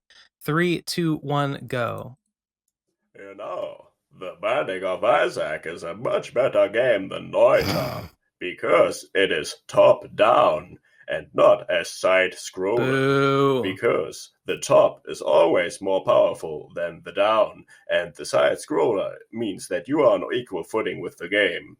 So, you are actually more in control in Isaac, which makes it obviously, objectively, the better game. Also, it is the better game because it has items that are actually good and not just items that are just bad, like Noiter does. Just bad. Ignore all the items in Isaac that are bad, which you will always get on every floor, because that is that's just good game design for making it hard. Noiter has bombs. But in Noiter, Isaac when has you get bombs. a shitty wand, that is Noiter bad has game a design key. because the game is bad. You know, Thank he you. wasn't getting me until he said that Isaac was bad and Noiter was... No, wait, he said Isaac was good and Noiter was bad. When he said it in such clear terms, I agreed instantly. Right. I mean, that was... You said he wasn't getting you until he said that, but that was literally like the opening statement. No. Of the voicemail. No. When he said the items is what I meant to say is that the whole thing with the top-down and side-scrolling is dumb and it's stupid. Just say it sucks. Oh, that I agree. Side-scrolling is better. Side-scrolling is better than top-down, for sure. We can all agree on that. Yeah, I prefer side-scrolling. I just like doing things from the side. Noita's items are not very good, but Noita's has perks. And I guess, you know what, Isaac's items are better than Noita's perks. I'll give it that. But no more. Okay, next one is called Penisis. It is there. Upload. Okay, 3, 2, 1, go. Can't dance. I can't talk. The only thing on about TV me is Ben Saint's big cock. Yeah, very good. Thank you for the voicemail. Next one is called Chad McChad. 3, 2, 1, go. Hey guys, it's Chad McChad here, and I just want to say, shitcoin, more like shitcoin. Yeah. That was all. Drop 10%. Drop 10% in 10 minutes, baby. It's going through the floor. Maybe it'll be back to 60,000 by Did it go even next lower? week. Wait. Oh, it's kind of since just I last it's kind of checked. just hanging out. Maybe my thing was like behind when you were talking about it before, because it hadn't gone down as far, and now it has. I'm looking at it, and it's been pretty stable since like an hour or two after the big dip. It's just kind of hanging out around 56. Big dick. Big dick. Only thing on TV is Ben Saint's big cock. That's going voice grail. No, Big cock? personal collection of Ben Saint. All right, personal collection. Always personal collection. My personal collection, which I never look at. Next one is called "What Is Happening." 3, 2, 1, go. Okay, you're gonna get me up to speed here. We've just listened to the episodes. Okay, to be honest, I haven't watched a fucking episode of BCP in like See, this is the 2 problem. years. This is the problem. Pretty much. Are you even gonna watch this exactly one? 2 years. You fuck. So I have no idea what's going on here. Well, of course with you any wouldn't. of these things. Jesus. And I just noticed that Trixie's no longer here, and then I saw that Nate's no longer here, and I'm like, nice. I like Ben and Gib. Dab, so dab, that's cool. dab. Hello, Tom. Yeah, could you like compress the last 2 years into Dog, we've been doing that. Into like one thing, so I can understand what is going on with this podcast at this point. Okay. Yeah. Thanks. I will. Okay. I think he's obviously not going to listen to this episode, so why even bother? Here's my soundbite version. Post Radcon 4, Nate just basically falls off ever showing up. Trixie also does that, and that's it. that's like it. Devu is already gone. They both just stop falling off. Trixie falls in with these Yig people. I hate them, and I tell her so, and she has a tantrum about it and is like, I won't be on the PCP anymore because Ben doesn't like my friends. And that's it. That's what happened. Actually, I just got a pretty good idea. Yeah. What if, wait, hear me out. What if Riley replaced Trixie on the PCP? Ooh, now we're talking. Well, Riley on the PCP would be kind of funny, actually. You could hash it out. You could yell at each other. Yeah, exactly. No, I wouldn't. I don't want to do that. It's not cool. It's just not cool, man. It's like homework. It's just not cool, and I don't want to do it. No. They're dead to me. No more. Well, it what was about an Mint idea. What about Bird Stork? I don't know who these fucking people are. Yes, I do. I wish I didn't. I'm gonna pretend that I don't know who these people are because I would be a happier person if I didn't, though. Who? What? What are you talking about? Okay. Next one is called. Do you have anything more to add on getting this idiot who doesn't watch the podcast up to speed? No, that was pretty succinct. It's more than he deserves, honestly. This one is called Obligatory Ben Dick Sucking Post. 3, 2, Voice Grail? No. Am I right? Okay. 3, 2, 1, go. Ben, I've been a fan of yours for a long time, but somehow I missed your preservation of the It's All So Ugly original page, and I just stumbled upon it on saintcomics.com, and holy shit, even at the beginning you were fucking funny. That's not true. This Power of Science comic is fucking hilarious. Really? Sophisticated entertainment. And then you scroll down and you have this brilliant splash page of you begging for money. I love it. It's so funny. I mean, I like that. Why don't you do this more often, dude? Holy shit. Wow. Thank you. I hate all those old It's All So Ugly that one is like, I don't hate that one that much. I think it's kind of dumb. Some of the old It's All So Ugly comics are like really bad and embarrassing, and I hate them, but they're there for posterity's sake. The website, the website, if you've never seen it, it's designed so that like the comic is at the top of the page, and if you scroll down, you can see that it is me under the page holding it up as I'm like kneeling on the ground, holding it up to show it to you, and I'm begging for money. I haven't seen that. I thought it was a pretty funny. I've design. seen the. Glad you appreciate it. I've seen your saintcomics.com website. If you go to saintcomics.com, one of the like on the drop down menu, one of them is, I think it's labeled IASU. It's Also Ugly. This is short for that. and it'll bring you to an archived version of the old website. I should read your comics one day. I mean, some of them are kind of good, maybe, if you're into that sort of thing. Yeah, no, you absolutely should. That goes for you. That goes for you too, listener. Wow, no one has said anything, let alone anything positive about "It's All So Ugly," the brand, in ages. So that made my day. Thank you.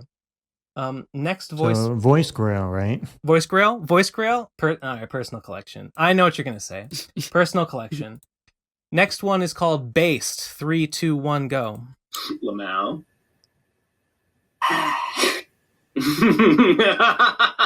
Just. No, May's fucking stupid. You know, people say she's a pedophile, but I don't know, because I don't know if she should be considered able to consent either. So I think maybe her and a child should be considered on, like, similar footing intellectually. Lamau. Well, I did say that. When did you say that? Or was that on a PCP? I don't remember hearing that. It was on a PCP. It was a while ago. I think it was like right after the breakup announcement, or was that? I think it was. What? I don't. I guess I just can't remember it being talked about on the show. Yeah, we talked about it a little bit. It was Yeah, it was after. I mean, it was after. It was like a public. Maybe it was. I think it was before the Ralph break-in video. Oh, it would have been then. Before then, yeah. Yeah. I don't remember. It was a while ago. But I thought it was pretty funny. So I'm glad this guy thought so too. It's pretty good. I really hate her. I probably shouldn't. Honestly, I probably should just like pity her and like not consider her like an entity with like moral what's the word? Agency, like on a level that deserves hate. But I can't help myself. Oh, she followed me on Twitter recently. Because I was making fun of Trixie, and I said, "Oh, yuck! Oh, gross! Christ! What do I do?" Who followed you on Twitter? You mean Trixie? No, May did. Oh, you know who that is? Do you know who that is? Yeah. Yeah. Okay. I don't know. I might soft block that. Just might just wait for a minute until she forgets that she did that, and then just soft block that, and just don't want those eyes on me. Thank you very much.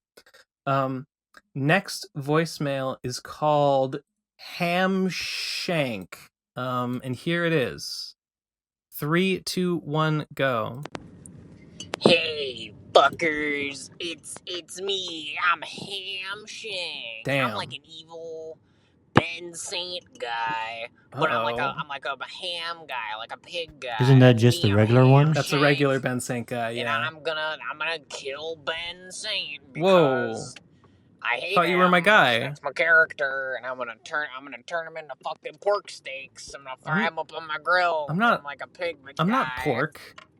And also I Dude, this guy's fuck Nate. This guy's so on point. He's got such strong theming. Or whatever.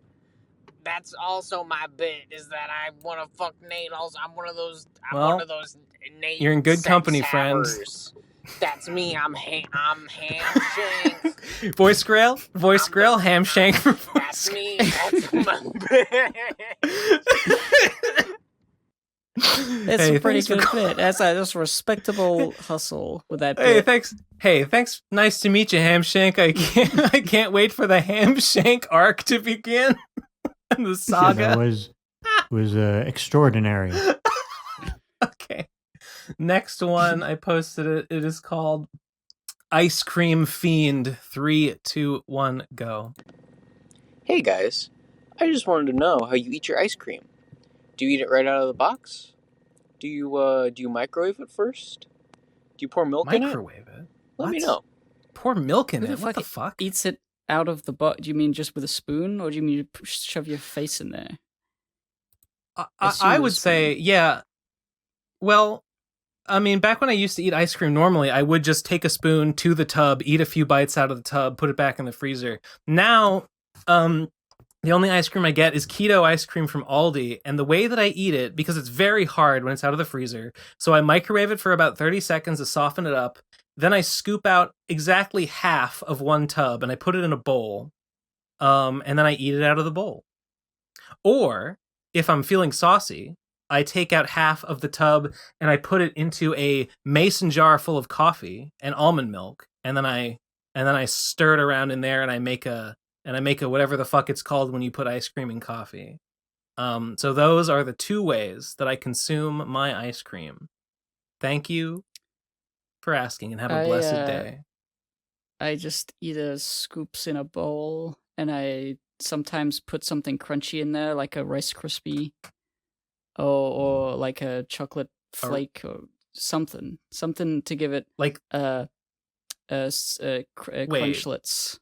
Wait, you like pour some Rice Krispies into your ice cream?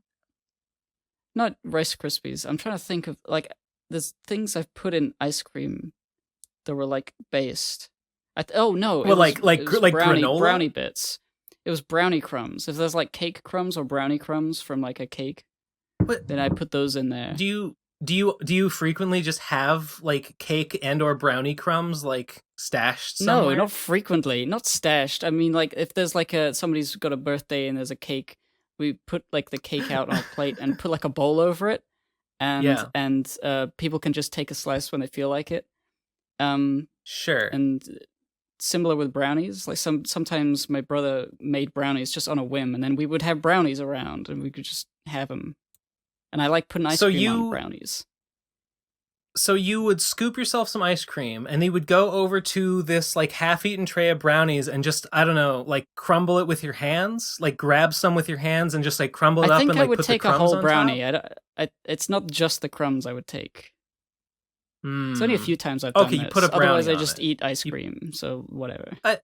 Okay, putting a brownie on it. I mean, if you've got a brownie, sure, that makes perfect sense. Well, I just I eat it out of a cup and I shell out. Just have a nice cool time. Ice cool. Wait, I want to go back. So you're saying you do not pour Rice Krispies on your ice cream? No, but saying it makes me think maybe that could work. Maybe not that's Rice what you Krispies. said. Maybe like you said like Honey Nut Cheerios or something. Some cereal. Okay, some sort of cereal to give it a crunch. Do you actually do that though, or is this all hypothetical? It's hypothetical. The Rice Krispies. It's funny. It's a funny idea. If I saw someone do that, I would be like, "What the fuck are you doing?" hey, it's ice cream, and cream is just milk. That's different. I say that, but at the same, I'm imagining it. And I'm like, I guess it wouldn't be too bad. I guess it'd be all right. Yeah. Don't you guys eat beans on toast? I'm a beans on toast defender. Yeah, I think that's fine. Nice. That's a nice little like a light tea time sort of thing. Yeah. No, it's all right. It's all right. It's nice and savory. It's filling. It's high in protein. It's a healthy meal. Americans could learn a thing or two. Oh wait, I think it's a little bit weird. You think it's? Do you not like beans? I think beans are cool. I just don't know if I will put them on toast. They're cool. They're fine. They're fine on toast. They get soft. You spread them with a knife.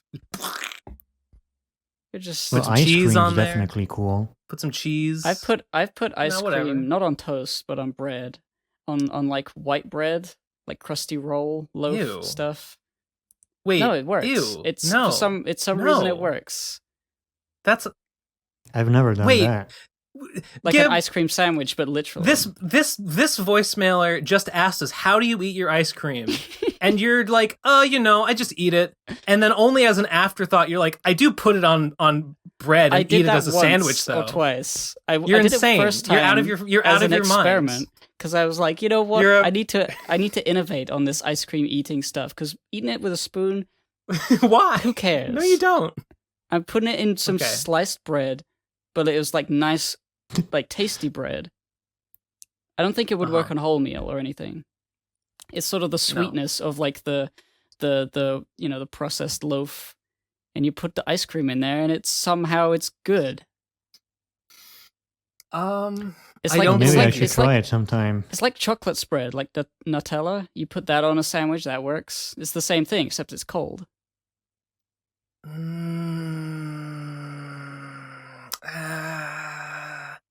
You know it's true, on a roll. I don't know if I know that. I mean, I wouldn't put Nutella. Not on a roll. I mean, no, I would. No, I would put Nutella on a roll. Crusty bread. I would. I wouldn't. You know what? I wouldn't do it. But it's not because I think it would taste bad. I wouldn't do it because to eat a sandwich, you have to bite it with your teeth. So you would have to bite the ice cream with your teeth, and that would hurt my teeth. Well, you wouldn't put like so much ice cream. It's like the ratio of bread to ice cream is that there's enough bread to like soften the blow of the cold. So it's sort of like you chomp into it, and there's like bread on the top, bread on the bottom, and it's sort of like sort of insulates it. So only as much ice cream as like you would put like peanut butter on a peanut butter sandwich. Yeah, maybe a little bit more, but yeah, something like that.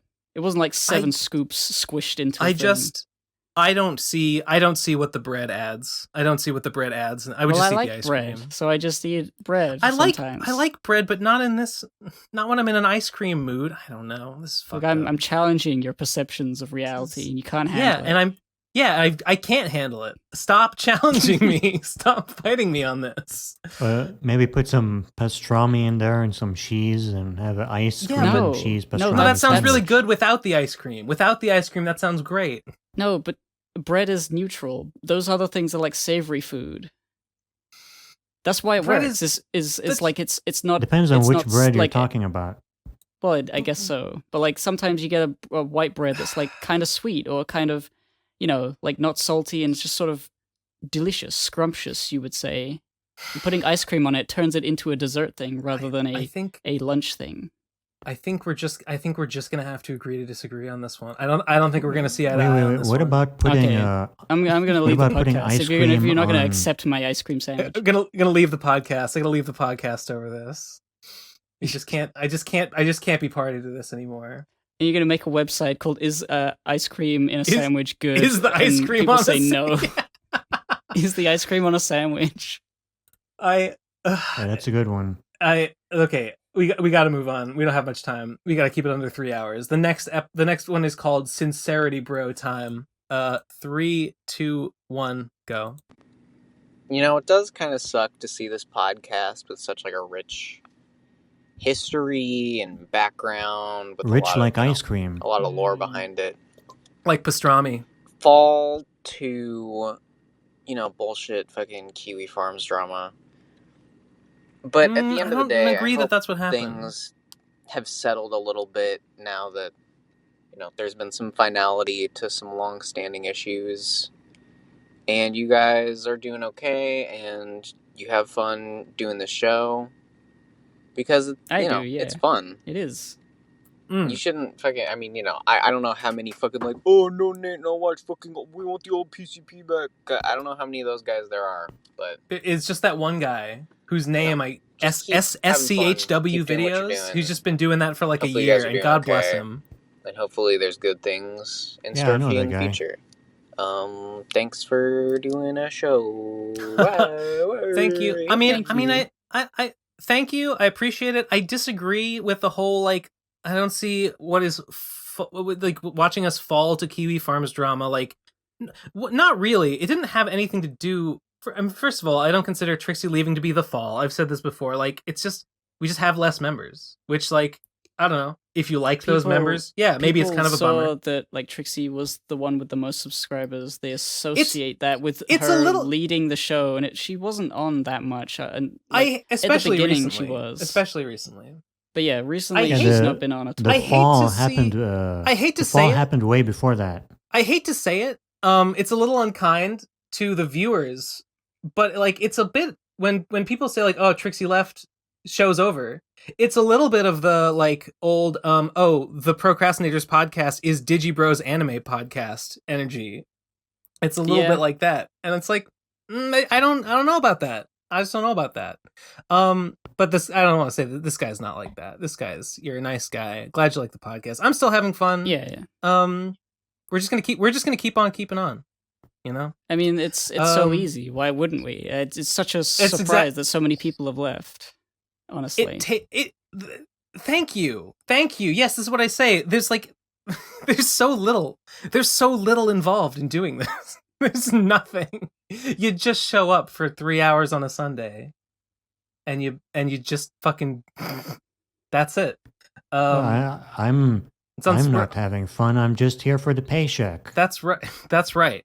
And we aim to keep it that way. You're actually not allowed to have fun when you're here. You have to be working. You have to be picking up the slack for the rest of us. But to move it along. The next voicemail is called what is it called? It is called Oh wait. Okay, I had to skip some here. I got this one guy left some voicemails, and apparently these voicemails were about being angry about not getting the Plebe and the Weeb Blu-rays. A completely valid thing to be angry about, in my opinion. But I guess this guy he's a Jesse patron, and I guess after bringing the issue up in the Jesse Patreon server, this guy was convinced by someone to withdraw that statement and say, no, I don't want you to play my voicemails where I'm mad. No, it's okay. No, I'm not mad. No, it's fine. It's really, don't let them know that I'm mad that I didn't get the thing I paid for. So I just thought that was funny.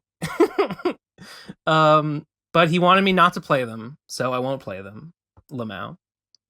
So you screened this particular voicemail? I didn't listen to them. But he just said, please don't play them. And I was like, fine.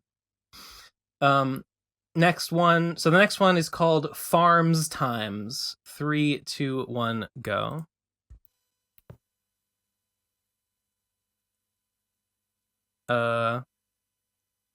Is it not working? Do you guys hear fuck anything? up? I don't hear anything. I don't hear anything. I think he fucked up. Oh well. Wait, 3 more seconds. Damn. Guy really fucked up. Farms Times, you beefed it. Next that one should get voice grill. Voice grill? Voice grill? No. Next voicemail is called Mumkey. 3, 2, 1, go. It's me, Monkey Jones. I would just like to say that I told you so. What does that mean? Also, I cheered on Sheepo. It's true. It's true. Well, he did admit it. Okay, I guess this is a joke, but this reminds me. Some people say, and I don't know about this. So I've seen some people respond to the Trixie thing, along with the doom saying of, "Oh no, the podcast is ruined. The podcast is over. PCP is finally fallen to the sands of time." I've seen a few people say, like, Jesse knew this would happen. Jesse called it, and I saw that. And I don't know what that means. I genuinely don't know why you would think that, unless maybe the only thing I can think of is, like, did Jesse predict either that Trixie would leave one day? I don't remember him saying that. Did Jesse predict that the podcast would end one day? Well, guess what? Everything ends eventually. So even if the podcast were destroyed and in shambles and over, wouldn't really be that much of a prediction. So, good job, I guess. I think I saw them link to, I'm not sure if this is a quote from Jesse, but they linked to something where supposedly Jesse said that everyone in the PCP will eventually turn against each other and hate each other. That's just how life goes. Of course, obviously that's going to happen eventually on a long enough time frame. I think that's what they're referencing. Well, that's not even true. It's literally only like me and Trixie. I think that's by far the biggest beef that there is. When it comes to, like, beef between members, that's the biggest one that I can think of. Everyone else is just, like, not interested in being on a podcast, which is a different thing than hating each other. But there was also the Mumkey thing before, right? Okay. Well, yeah. Yeah. I guess that's true. Yeah. If you want to count that one, sure. But still. Was there infighting? Did it cause rifts? Yes.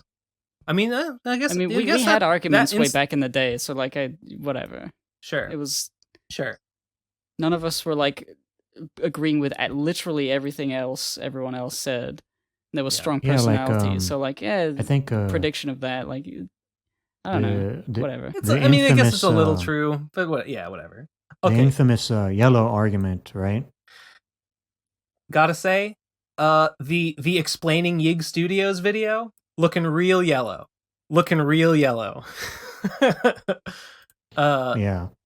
The next. Oh wait, why did I just upload the same one twice? Sorry, don't listen to that one. The next one is called burp. The next one is called Janess. Oh, there it is. Okay, 3, 2, 1, go. Have you ever talked to someone that happened to sound like a famous YouTuber?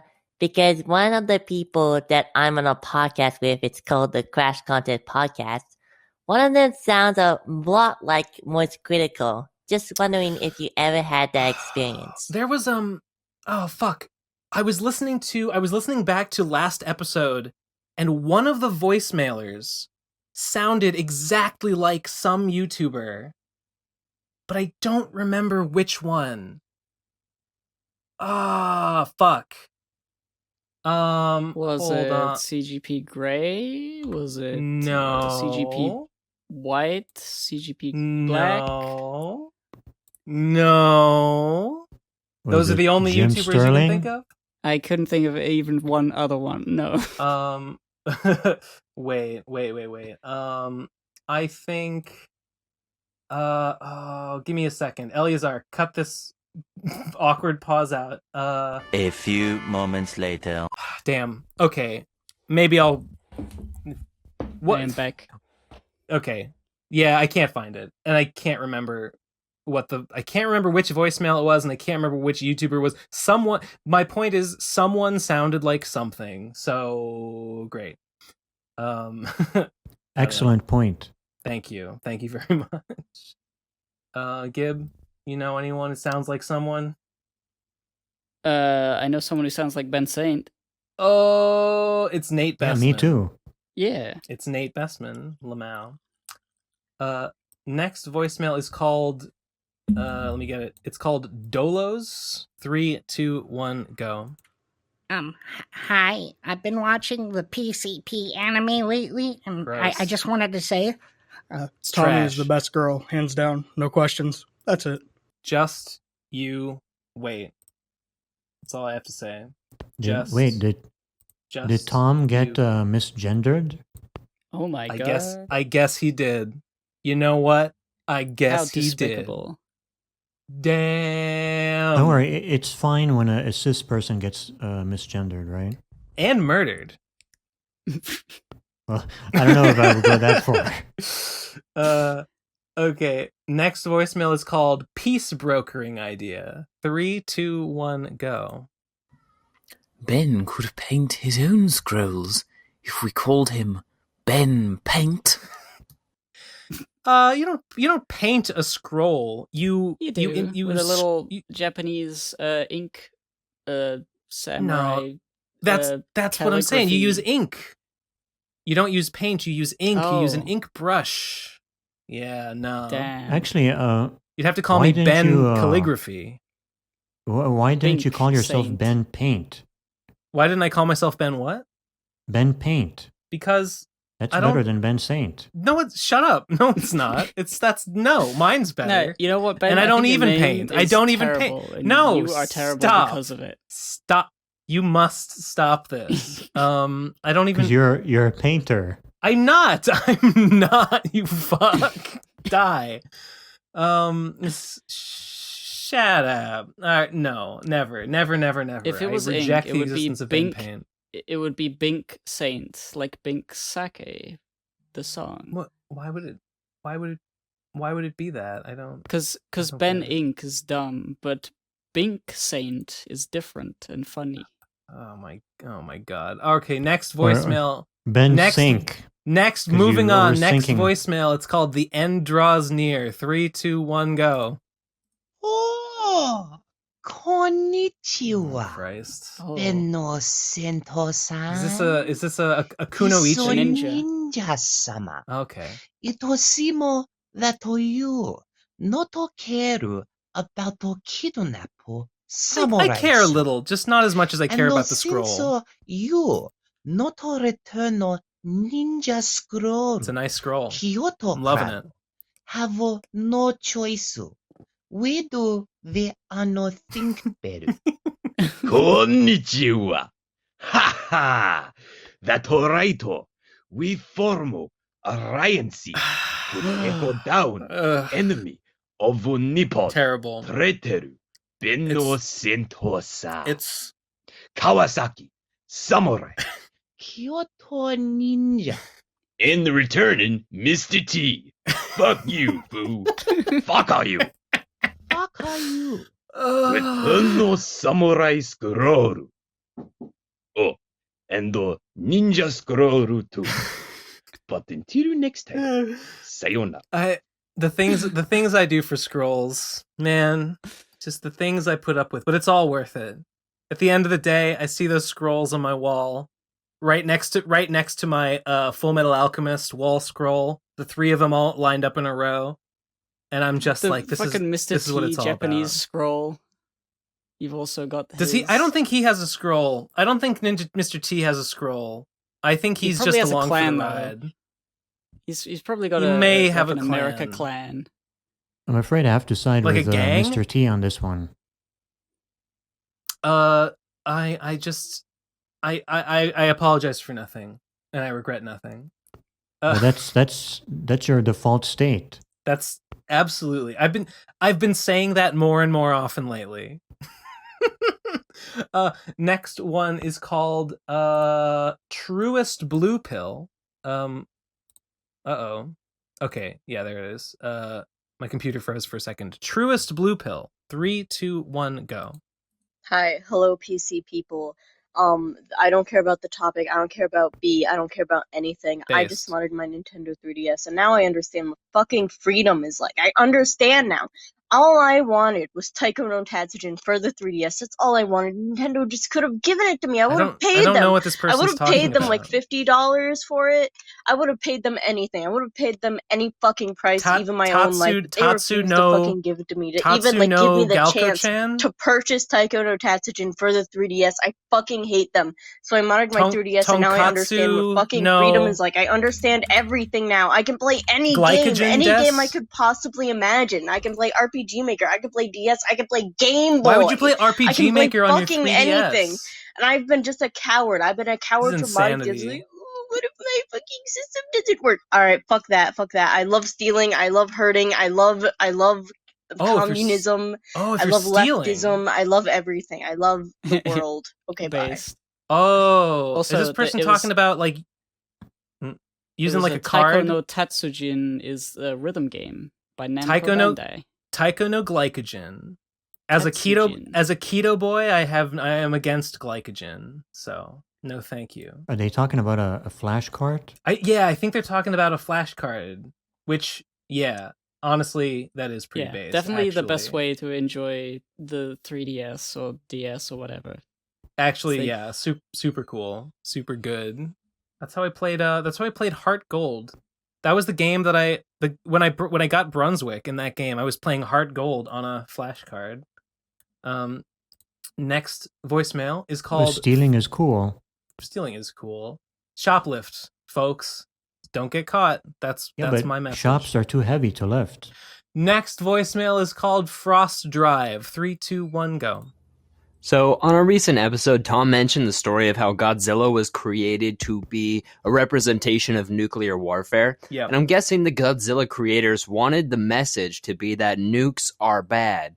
But they did the exact opposite because Godzilla is the coolest monster ever. Just like how nukes are the coolest thing ever, which is why they just made a new type of nuclear bomb that can travel so fast that countries can't even detect it and respond in time.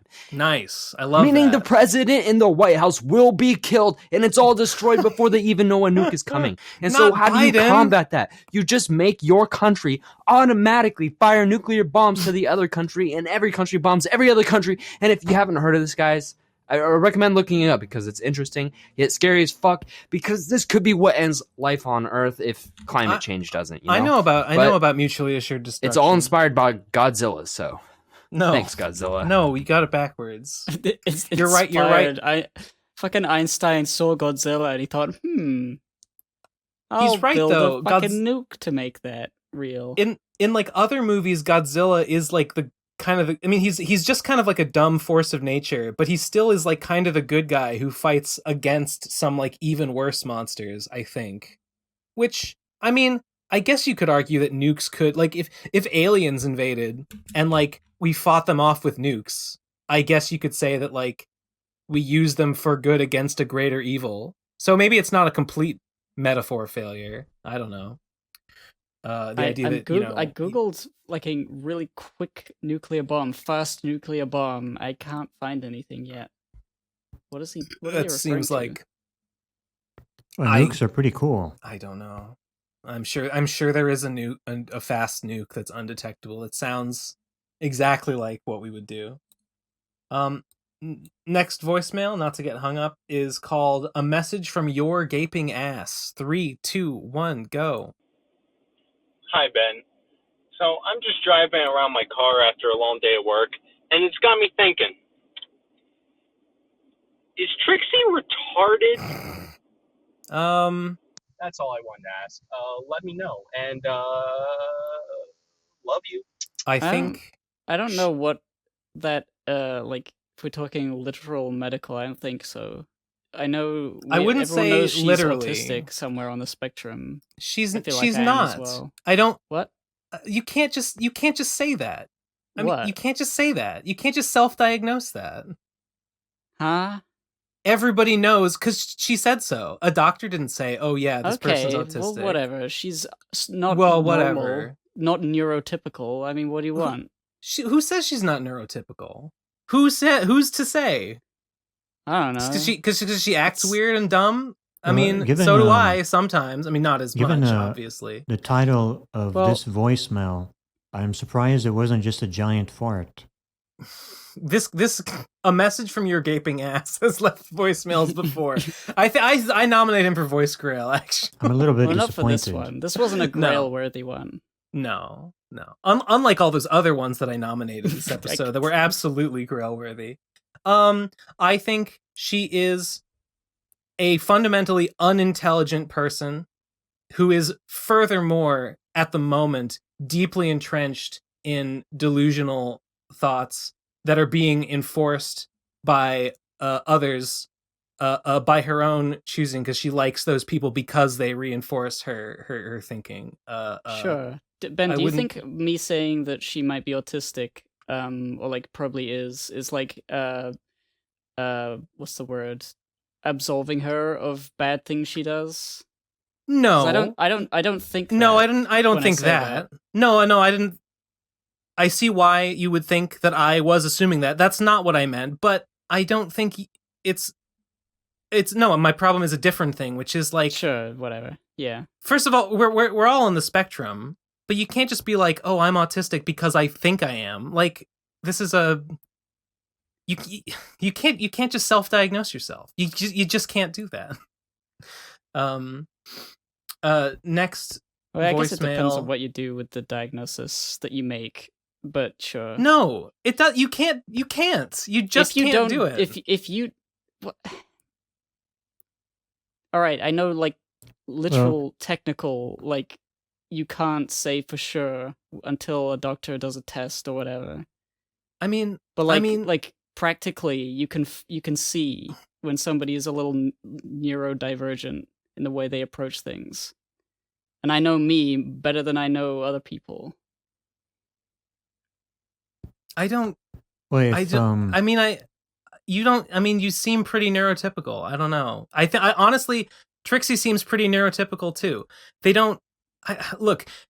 They can judge their if they can just like kind of look at themselves and be like, I think I kind of act autistic. Then I can look at them and be like, I think you kind of don't. Where's the fair enough. I don't know. I don't see a problem with it. I just feel it's more accurate. But Well, if they like Sonic the Hedgehog, then obviously they're autistic. They don't. Nobody likes Sonic the Hedgehog. It's not. No, you're right. No, you're right, and I know you're right. Okay. When you go to the doctor, it's not like they take a brain scan and they look at your corpus callosum and you're like, the structure here is such like a test to determine based on the way you respond to the questions. When you go to the doctor, they talk to you. Yes. Yes. When you go to the doctor, they show you a picture of Sonic and they ask you, "Do you like this?" God. Then they show you a picture of Sonic with his shoes off, and they say, "Do you still like it?" They show you. They show you a train. Then you're off the deep end. Yeah, exactly. They show you a train, and then footless Sonic. No, okay. I understand that qualitatively, all that a doctor does is basically just ask you, like, how do you feel?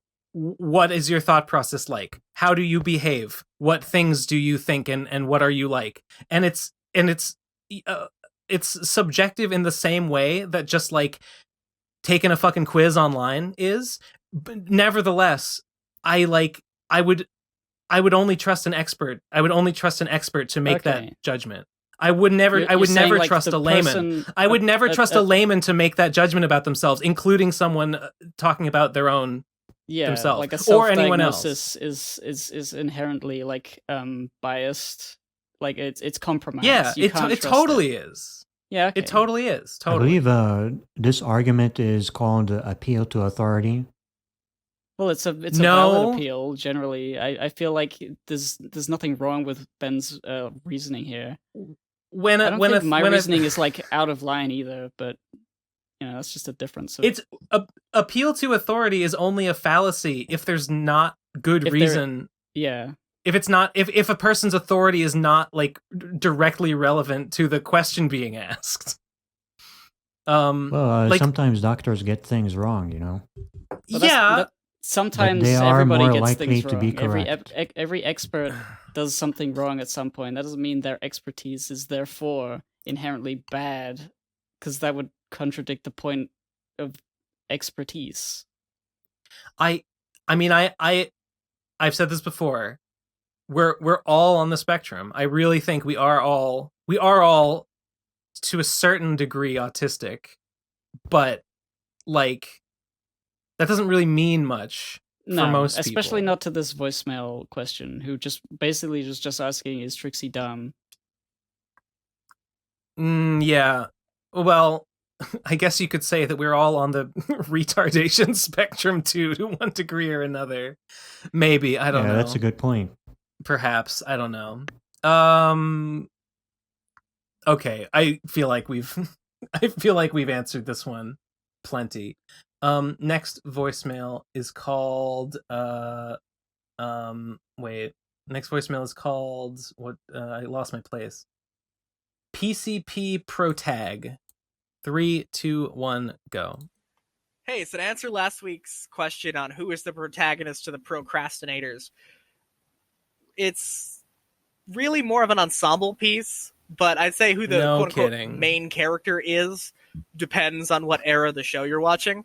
So I would say the original main character was Digi back when they were called that, because they were the one that everybody kind of knew and got into the show from them, so they'd see it through his eyes. And then I don't think that's a good argument. They left, and the show kind of went over to Nate, because he was the one steering the ship for the longest time.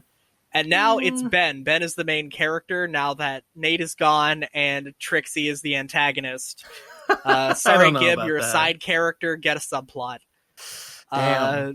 At the end game of the PCP, true. Tom will be the main character because everyone else has long been dead, and he's just waiting out the heat death of the universe because Tom will never die. Tom is completely PCP stable. Forever. Call me back. Tom is a completely stable element like lead. He will never decay. He will never change at all. Maybe it's true that like when you assume the leader, the role of leader of the PCP, you become volatile and eventually you explode and you have to leave the podcast eventually. I thought I was a protagonist. You're like what's the word? You're an exchange when you have student like from an anime. You're like Griff the Griffin in My Little Pony who had like the two episodes Griffin? about her? Gilda? No, Gilda. You're like Gilda. You are like a side character who. Well, I haven't seen the show, so I don't know. You are a side character who, by popular request, keeps getting brought back for increasingly irrelevant diversions. Yeah, that's true. Yeah. By popular request. Next voicemail is called. I wanted to say quick about the. Oh, sure. The side character thing. It sounds like it's a dig, and I mean, from their perspective, I guess it would be. But like, I've never been much for the leader. I've always been like a quip sort of person. Even way back in the beginning, I was always the one who like made the punchline while everyone else like filled the air. I would be like, so I side character fits. Yeah. I don't know whether I need a subplot. Like, what would I do? Like, I just take over the show. Like, I'd be the one saying, "Welcome to the Pro Crastinators." It doesn't mean anything. I'm too chill. I think a side plot would be just like you were the one that welcomed the show when I first came on. I think in 2018. I think a side plot would be like, it's not that you're hosting the show, it's that just like you're on the show and it's not like the main focus, but you like occasionally like make reference to some like weird side story that you've got going on in the background. You're like, oh yeah, these this week it's kind of a rough week. I'm a side character. I'm a little stressed out. These guys in black suits and sunglasses keep knocking on my door every hour of every day. I'm just, it's hard to sleep, but like, I'm dealing with it, and then like you're gone from the next week and you're like, yeah, I spent couldn't be on last week because I was like duct taped in someone's car trunk, but like, they let me out eventually and I'm back and like, don't worry about it. That would be like a side arc, I think. Well, can't you have multiple protagonists? Yeah, I suppose. Yeah, I mean, this guy says it was an ensemble piece, but then he goes on to be like, well, but in spite of that, let me make arguments for who the protagonist. I guess it's a reasonable way to categorize. Okay, I don't hate this thinking too much. It's fine. Voice grail, I don't hate it. Voice grail. Sorry. No. Bits old. Next voicemail is called. Oh, it's called A Message from Your Gaping Ass 2. I already posted it. Okay, 3, 2, 1, go. Hey, it's me again. Just want to say, like, is it wrong? Yes. Okay. Is what wrong? Sure, it's wrong. Definitely Whatever wrong. it is wrong, probably. Definitely wrong. Next one is called LOBR Rise Up. Come on, Discord, upload. Okay, 3, 2, 1, go. I'm getting tired of the League of Nate Fuckers. So, I'm starting a new organization. Christ. The Legion of Ben Rapist. Oh God, no! Come on. Because I'm coming for you. Please. I'm coming hard. It's gross. It's even more sinister because rape is explicit rather than implied. Rather than the old one was merely implied. Yeah. How am I supposed to be intimidated by this guy? He doesn't even have a voice filter.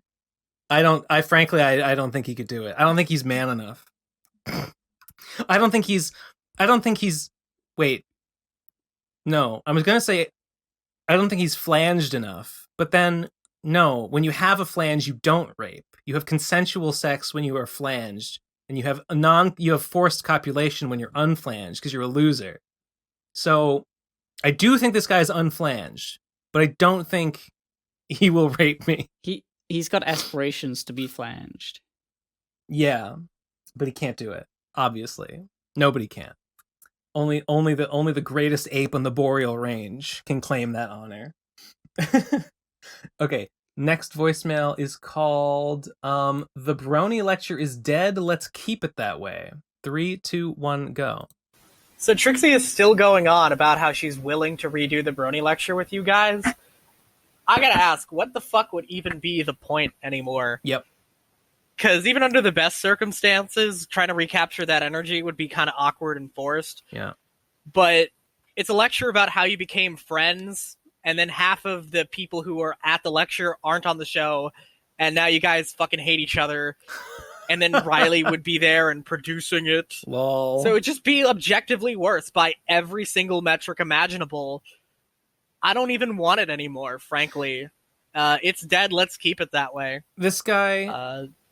I still want Sonichu 102 though, Ben. Get I on know, it. Tell I me know. about the dimensional merge. I know. That's true. You're right about that. About the Brony lecture, I totally agree.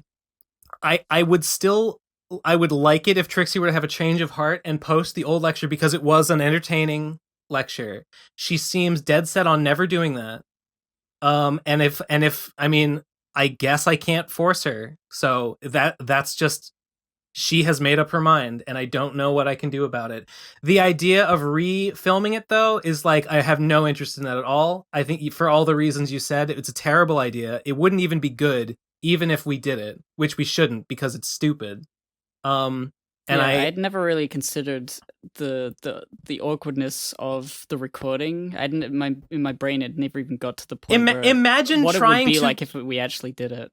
Imagine like reacting to that and like pretending you didn't hear the first one. Yeah, I agree. That sounds like a horrible idea. It is. So yeah, no, not interested in that under any circumstances. I would only care about the first one, but yeah, that seems to have been taken off the table by Trixie. So I mean, it is what it is. Good voicemail. Yeah. And now you've been taken off the table too. I will take you out behind the shed and put you out of your misery, sir. Next voicemail is called Nate Tells You What He Really Thinks. Okay? Come on, Discord. Discord is being slow today. Okay, 3, 2, 1, go. Who even are you? You know you look like a real stupid bitch fucker right now, you stupid bitch fucker. Fuck you. I believe it. Where is that from? It sounds legit. I think it might be from his latest video. I haven't watched. You mean the Kingdom Hearts one? I have not watched that one. I haven't watched it yet, but seems like it might be good. I think maybe it's pretty good. It's like classic Nate talking about something. It's only part 1, apparently. Okay, well, Nate, I'm sorry you feel that way. Next one is called Yuck. Let me get it here. There it is. 3, 2, 1, go. Hey, studio. A postmodern RV. What? What was the first thing? Okay. Yeah, it's a little hard to understand, but I get it. You know Yick, a postmodern RPG? Oh yeah, I know that. Oh, so the video? Well, the joke is Yig, a postmodern RV. Oh, I see. Yeah, I get it now. Very clever. Voice Grail. Next one is called The End of an Age. End of an Age. 3, 2, 1, go.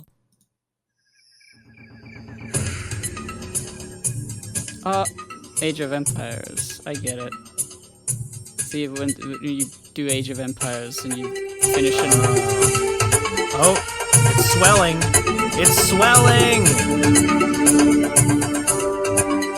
This is too much. I can't take it. I turn it down. Yeah. I think he just literally like held a speaker up to his phone microphone. What? Yep. Ah, he said yup at the end. Okay. Something. He just made a noise. I agree. Next one is called wait, hold on. Next one is called damn it. Hold on. I lost my place again. I'm so stupid. Here we go. Next one is called Congrats on the new place, Gib. First time caller, please be gentle. 3, 2, 1, go. Congrats on the new place, Gib. When I first moved, the hardest parts were getting all the furniture and like appliances sorted. So, how about you? Do you have a fridge? Do you have a fridge? Well, you got no stove. You got no stove. Do you have a fridge? I'm like living it. Look at this! Look at this stoveless wonder. Stoveless wonder over here. Well, I got so what was the the hardest part of moving? So what was the hardest part of moving? I think is the question. Oh, I mean, I don't know. It was most things were quite simple. The hardest part is obviously the ground. I got everything. Ground's pretty hard. Everything packed, and then parents helped me drive it all the way over there. It wasn't that long. Got it all out, and then I had to like buy like a frying pan and spatula and stuff for cooking on Amazon, and that's it. I mean, it's not really been very difficult to get settled in. The only thing that sucks is that the illness that is. It's that would be the hard part. Yeah, I didn't expect it. At first, it was like, "Oh, this is so cool." I felt fine, and then something about the new location, the water, maybe I cooked something really bad for myself. I'm not exactly sure what's different, and I got sick, and I've been sick for quite a while now. Actually, almost 2 weeks. I'm fine some of the time. I'm fine more than I used to be, so it's looking up. That reminds me, Munchie and Kazzy are moving in because at the end of the school end of the school year. Oh, did they? Yeah, at the end of the school year, they are moving to like a place, and I told them I would help them move. Ugh. So I guess I'll be doing terrible that. Mistake, Ben. You should never help anyone move. I know, but I helped Kazzy move into her dorm like at the beginning of the year. So I guess this is just a theme now. I guess I'm just on the hook for all future moves. Didn't you watch the Seinfeld episode about helping people move? I feel like I think I have.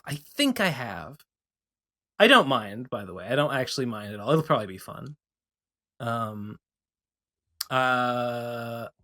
Next voicemail, I guess, is called Exploring the Great Beyond Lyrical Lithograph. There it is. 3, 2, 1, go. If you have a fridge, you'd know when you drop it in the sea that it will go straight down, down, down onto the ocean floor. No way you get it back. That fridge is made of lead, so it's gone for good. Machines are meant to drown unless they're the ones that have found a flying submarine.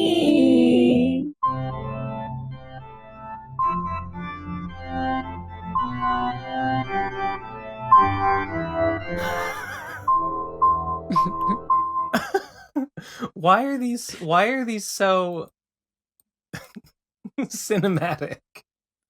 I agree that machines deserve to drown. The flying submarine. By the way, so this caller, Erarare, posted a compilation of all the what they call a Clusterpunk Cyborg and Bear compilation, which I will post here. They've collected all their musical voicemails. Yeah, I think I saw this before. I retweeted it on the PCP Twitter account. But I will put the link in the description. Link in the description to Clusterpunk, Cyborg, and Bear if you want to revisit all those magical moments. How long is it? It's about 20 minutes long. 20 minutes collected. Funny. Very short film.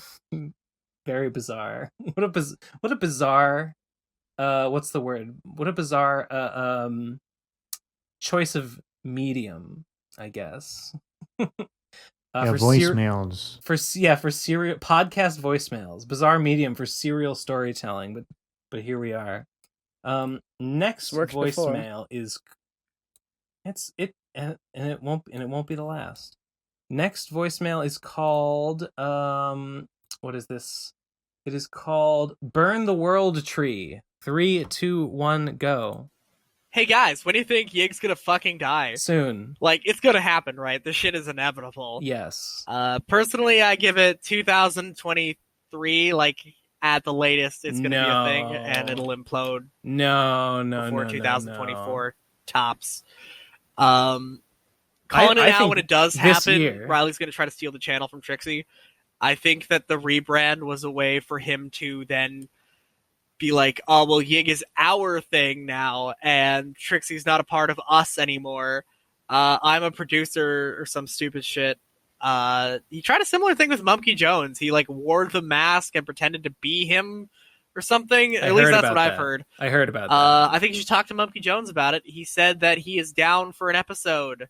Ben, yeah. I know that Tom and Gib don't want to shit talk Trixie, but Mumkey Jones is definitely down to shit talk Trixie, and I really want to see it. Make it happen. I might do something. I don't know. I might do something. Okay. I don't think Yig, by which I mean the collective entity that is the four of them, I don't think it will even survive the year. There's the money's just not there. I kind of doubt it's going to last that long. The money's just not there to sustain it. I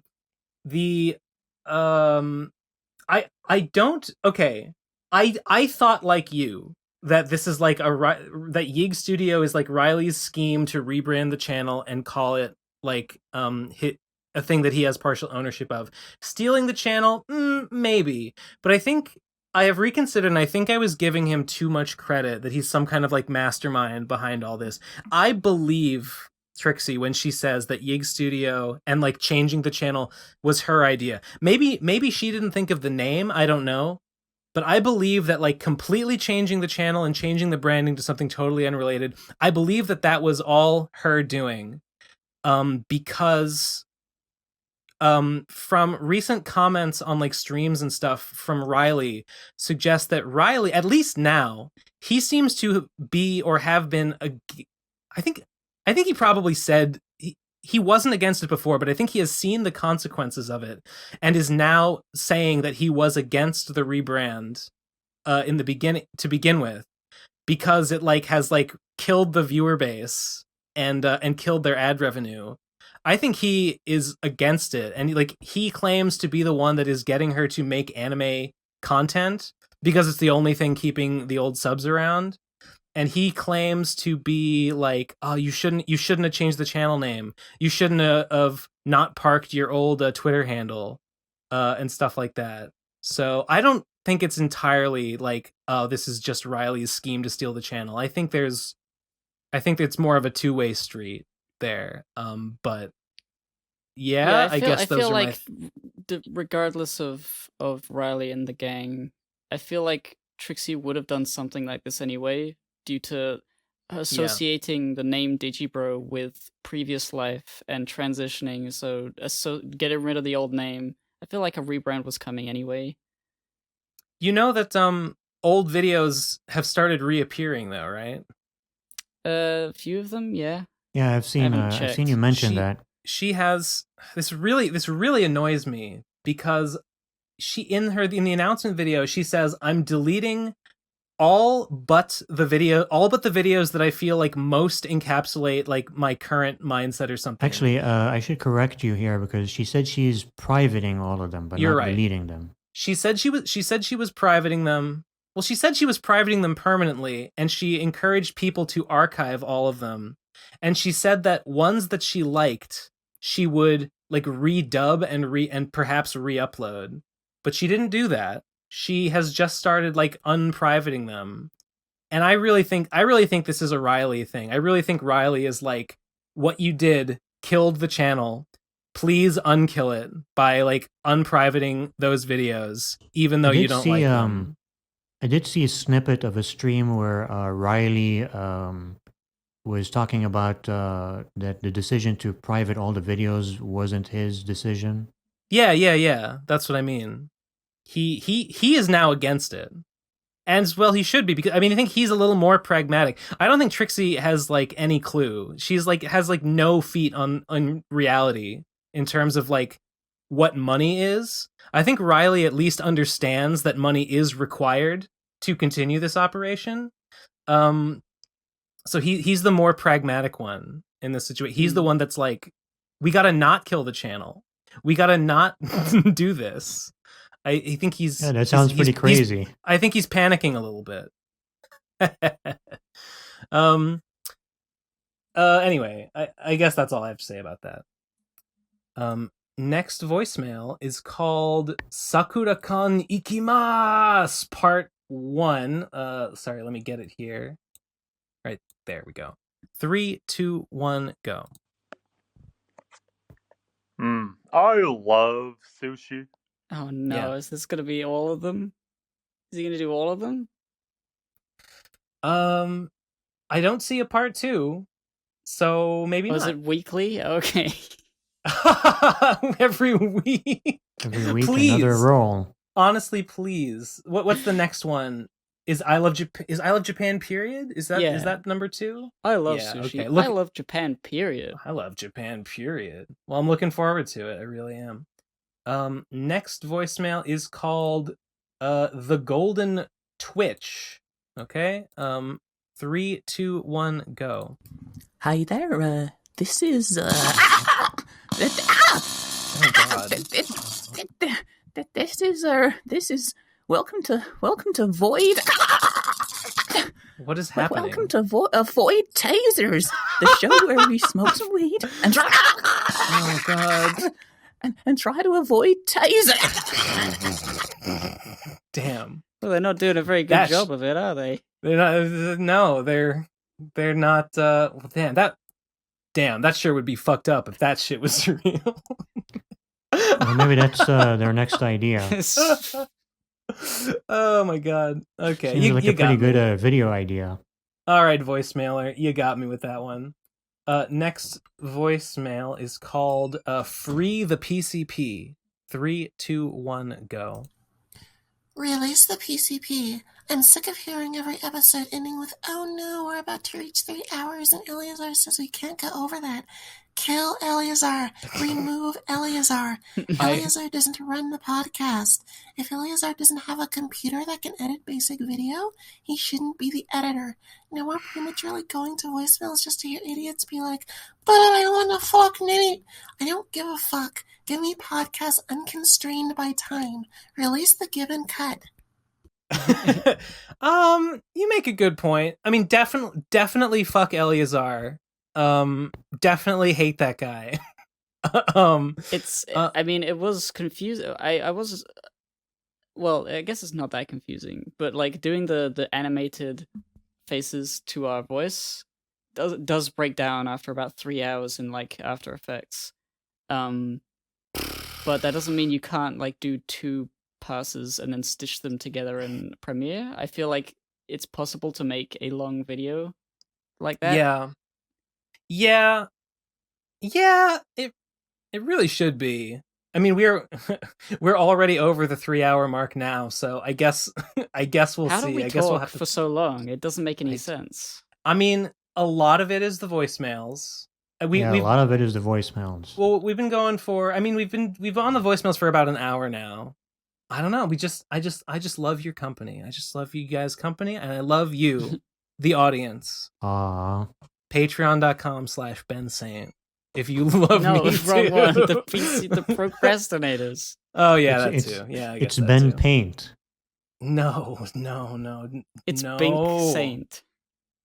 Shut up. All right, next voicemail is called Logical Logan. Here we go. 3, 2, 1, go. Hey guys, I just wanted to say that I really like the direction that the show has been going lately, so keep up the good work on that front. But I have a question, mostly directed towards Gib, although the others are free to answer if they wish. What is your opinion on the Minecraft modding scene? I know that on the PCP Minecraft server you guys do like Pixelmon or whatever, but I don't know a bunch what your of guys' mods actually. A lot of mods experience on with there. other mods is, if any. So feel free to discuss that. Thank you. Well, Gib, well, what do you think? I'm not much of a like when I play Minecraft, I like vanilla. I occasionally I add like a shader, like I have been recently, for like realistic shadows and water effects, because it's just really funny to see like Minecraft blocks rendered in realistic, ish conditions. Like it's fucking real. You can really place the blocks. I've not really been much with mods ever, mostly because I feel like I never conquered vanilla Minecraft. I never beat the Ender Dragon on a single player playthrough. I never got that far. Playing Minecraft on the PCP server, I kind of initially didn't want to fuck with any of the mod stuff because I just thought it was like some weird shit. But I have sort of had to grapple with some of it, and I have come to like what I have done. I haven't really delved that deep into it, but like there's the magic stuff on the PCP Minecraft. The magic stuff really and the mana cool. stuff. It actually is pretty cool, and I like what I've seen of it. It's nice to. I mean, some of it is like the fact that you can make these like weird exotic metals and then craft the Terra Shatterer out of them. Like, it's hard to do, but it's a really useful item to have once you have it, and I really appreciate it being there. It just makes mining so much less of a grind. I don't know, stuff like that is pretty cool. Like, it's like an extra challenge in the game that gives you a reward that, like, actually affects your play experience positively. It's pretty cool, pretty nice. I like the Pokemon mod that you guys have going. I like it too, although I will say it's pretty rough. It's pretty rough in a lot of ways, but it does like pretty well simulate like battling and catching Pokemon in Minecraft. So like it does exactly what it's supposed to do. It's the Pokemon MMO that Nintendo never released. It basically is, yeah. It basically is. Which is, and the pretty PCP rad. Minecraft server is the best place to experience I was gonna say, I can cut this if you want me to, but I was gonna say that I really think we should just cancel the PCP Minecraft separate server and just make membership like a like PCP regular a PCP just regular Patreon reward at like the $5 tier or something. I kind of, because like, yeah, I wouldn't be against that. I really, the more I think about it, the more convinced I am that that's what we should do. Because that like makes sense. There's definitely more people who would.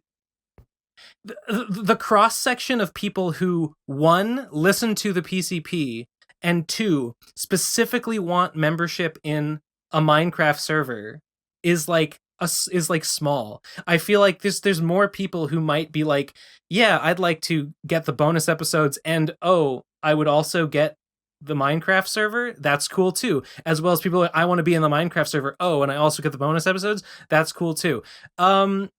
I feel like we wouldn't lose very much by it, and it's probably just makes more sense than having a separate Patreon. So I think I might just do that soon. Yeah. Okay. So that's just one more reason to become a patron at TP Crastinators, the Pro Crastinators, whatever our fucking URL is. TP Crastinators is the Twitter. Yeah, yes. It just further sweetens the deal. I'm going to be making that a PCP patron reward instead of a separate Patreon reward. Probably this week sometime. It's a good idea. I agree. I don't think anyone would mind. Cool. Yeah, nobody would mind.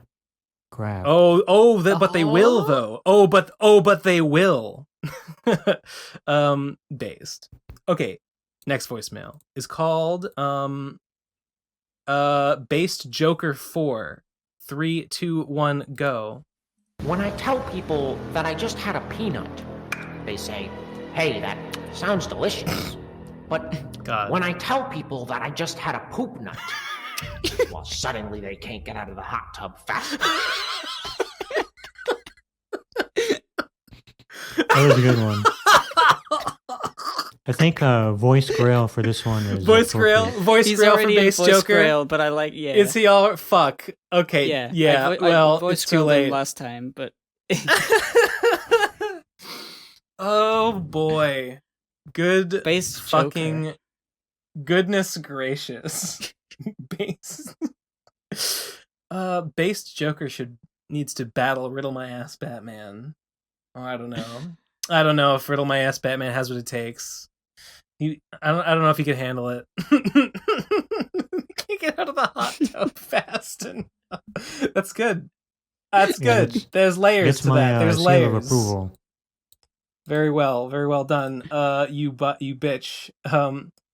Next voicemail is called "Listen to Behind the Bastards." Ben, 3, 2, 1, go.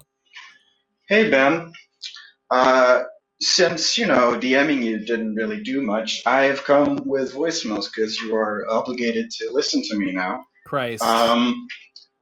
Fucking go listen to Behind the Bastards, you fuck. What is it? Fucking I don't know what you're talking about. I guarantee you will fucking love it.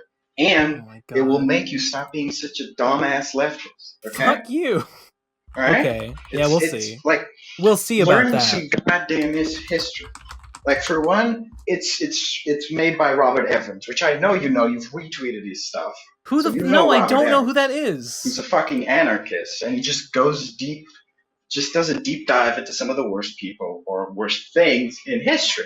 One of them, fucking Stalin, and apparently this dude, fucking Stalin, at the end of by the end of the Soviet Union, was just perpetually drunk, like just continuously. I've heard that. Like I've heard Russian that drunk, maybe all from the you. time. And he would force his ministers to have gigantic night-long benders every day where they would decide the future of the nation. Wild shit, bro. Fucking go listen to it, you dumbass. I don't know why you say this will make me less of a dumb lefty. I go to the Behind the Bastards Twitter account, and like the banner, like it's red, it's got like the fucking Soviet font. And it's now been changed to Behind the Police. So this guy hates cops at least as much as I do. So I don't know, man. I don't know if this is going to have that particular effect on me. Well, nobody's perfect. Not even Joseph Stalin. Not even Joseph Stalin. Even he succumbed to the drink, if you can believe it. But I mean, I would listen to this. Okay. I mean, maybe I'll give it a listen. I'll leave the tab open here and maybe I'll get around to listening once or twice in a blue moon. I don't know. We'll see. I think that's unlikely. It's unlikely. It's an outside chance. But if people keep nagging me, then like anything is possible. Next voicemail is called Corbin Y. 3, 2, 1, go.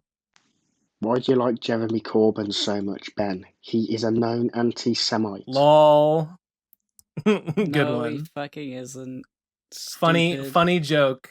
Funny joke, you limey bitch. Funny joke, you fucking turf islander, you miserable fuck. Corbyn's pretty. You know who loves Corbyn? What convinced me? What has done the most to convince me of Corbyn's goodness is my favorite Twitter account, Zay Squirrel. I love them, and they love Corbyn, and that's good enough for me. From the Robin well, Hood I'm movie? convinced. Yes, I think I've never actually seen Robin Hood, but yeah, it's that she's got the Disney squirrel as her logo. Wait, you mean the Robin Hood from the Disney Robin Hood? Yeah, it's definitely a Disney squirrel. I assumed it was from Bambi, but it could be from Robin Hood. I actually don't know, but yes. She's a genius. She's like my favorite fucking poster. She sends emails to Noam Chomsky, and Noam Chomsky just like writes back. But I mean, apparently he does that with like anyone. Apparently, like almost anyone can just write him an email and he will like write back like the same day. Well, if she's your favorite poster, then you can put her up on a wall. I can hang her up on the wall right next to my Samurai Ninja scroll and Full Metal Alchemist wall scrolls. That's right. That's exactly right. Next voicemail is called it is called Mr. Oh, it's another one from Mr. Suck and Fuck. 3, 2, 1, go. Oh god, it's 1:30.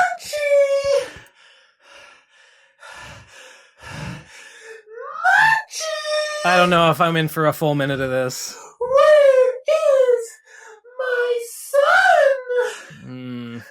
Where is my precious baby boy? My precious, sweet, little rotund child. I've looked everywhere for him. He has been a very, very bad boy.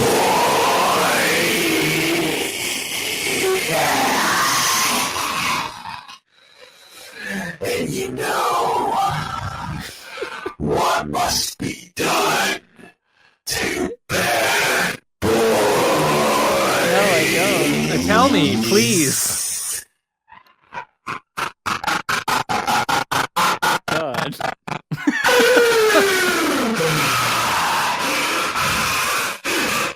This person's sounds well adjusted.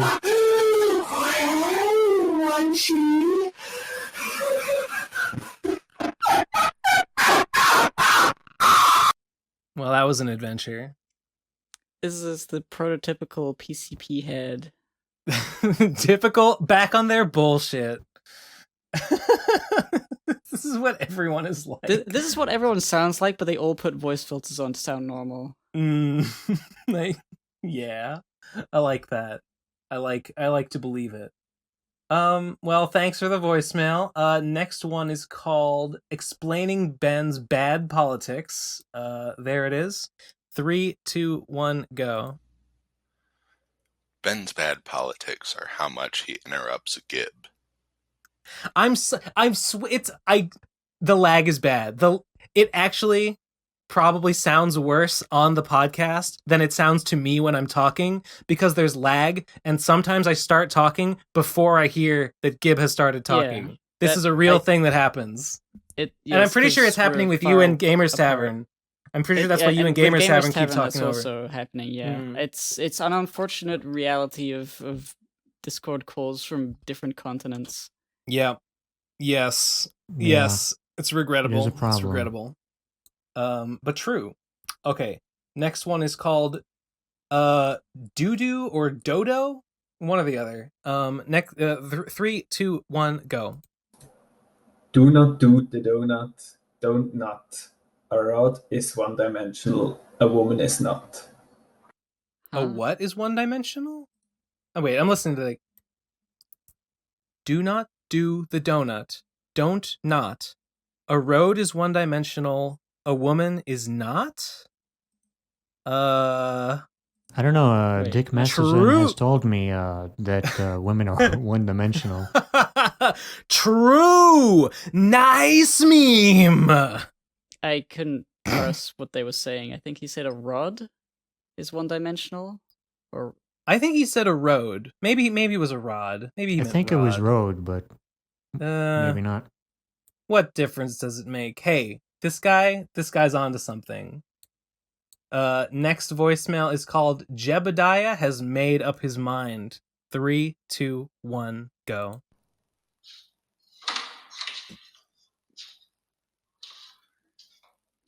Okay. 10 seconds in. Jebediah, where are you? Hello, this is me, Jebediah freaking son. I just gotta say, I don't think I want to fuck Nate anymore. I think that's pretty gay after all. That's true. That's true. You know, I think that's for the best. All good things must come to an end. Wait, what did he say at the end? Just say bye. Bye. Yeah. Jebediah, thank you for sharing your wisdom. Yeah, that's good advice, good wisdom. You're homegrown, down to earth. I feel like Jebediah Prickinson is a himbo. I don't know why. Really? I imagine him. I imagine him as like a toll booth worker. I imagine him as like a fat, kind of just like Slav. He might sort of like a Mr. Plinkett type who kind of like maybe has like a rascal scooter to get around. Sits in a toll booth. Definitely a toll booth worker. That's my take. Next voicemail is called receipts are important in any transaction, verbal or otherwise. 3, 2, 1, go.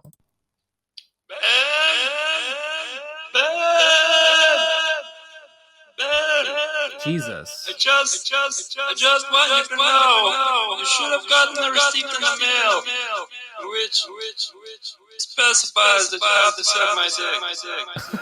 Sorry. I'm expecting a reply by tonight. Bye. I'm sorry. I didn't get him.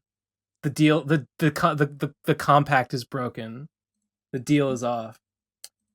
All right, next voicemail is friendly reminder. 3, 2, 1, go.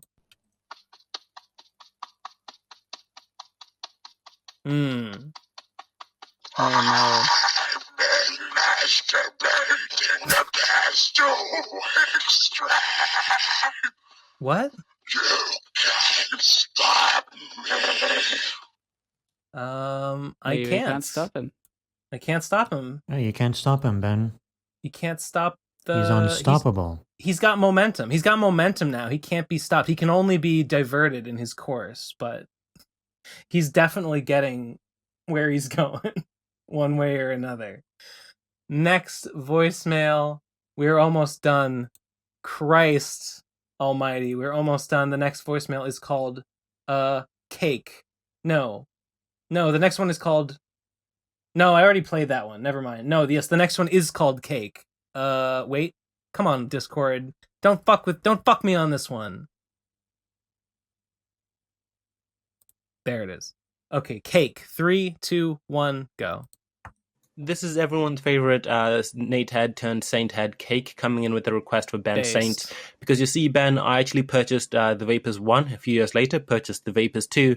And when I did this, I made a really grave mistake in the sense that my Vapors 2 is signed by Ben Saint, but my Vapors 1 isn't signed. So now, every single time I look at my shelf, there's deep, immense, crippling pain. A pain so strong, I cannot even begin to describe how painful this pain is in my right ankle. I can only imagine. It's preventing me from standing up and moving forward with my life unless I get this resolved. So, Gigahead Galaxy Chad idea, I send you my Vapors 1 copy. Of course, I pay for shipping and everything. And then you sign it and then send it back to me. And then I'd be able to walk again. And I'd also own the most Giga Chad item ever created in the history of the world. A Vapors 1 copy signed by both Ben and Munchie, and you'd be an actual saint since you'd have performed a miracle. I think it's a pretty win-win scenario. Also, Gib, any chance the old crew might be setting sail again? I'd love to hear the tales of Wano from my favorite two boys. Also, my house is actually on fire right now, and because I can't hear the tales of Wano, my left ankle is in immense pain, so I can't stand up from that either. Oh, so now I'm just stuck in a burning building, and I'd really like to kind of walk out of this building. Like, this building is really on fire. It's really hot in here, guys. Like, help. Grab your copies of the Vapors and throw them out the window, and local authorities will arrive to a local Pelican will scoop them up and send them to Ben Saint. Well, you got to make sure to save those copies. Do you want to answer about the podcast first? Yeah, I keep forgetting to talk to Nate about it. There's nothing holding it up except I just am not doing it. Lol. Is it? It's both of you, right? Well, yeah. He hasn't talked to me. I haven't talked to him. But I feel like if I say, "Hey, Nate, let's do the podcast," he'll just say, "Yeah, okay." So it's not really an issue. Sure. Also, you mentioned has this, Cake left a voicemail before? I can't remember if they have. Possibly. I don't know why. Because I think that might be the cake that came to RFC CakeCon London that I remember meeting them.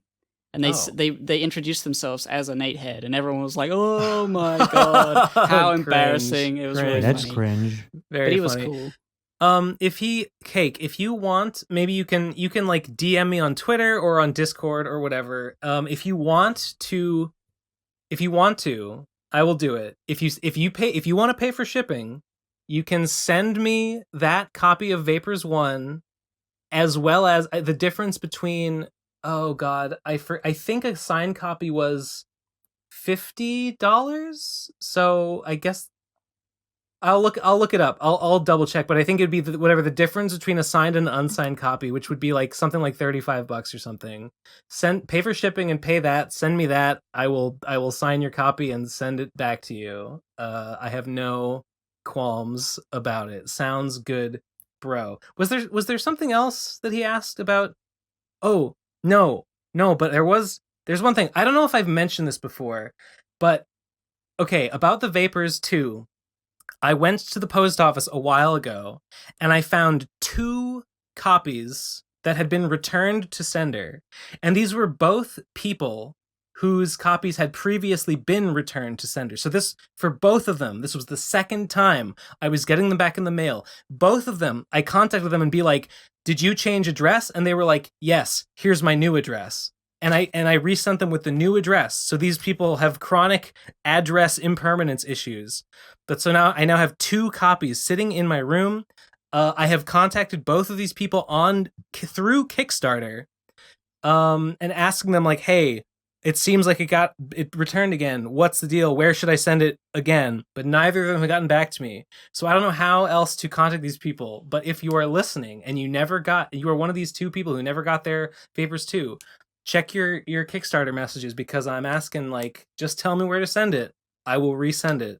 No problem. Do they happen to live in an RV by chance? I don't think so. They both had street addresses, technically. Because RVs can move. No. These are maybe they're just constantly on the move, just living the nomad life. I don't know. Okay. Next one is the last voicemail. It is called Thank fuck. Bleach Fan 17. 3, 2, 1, go.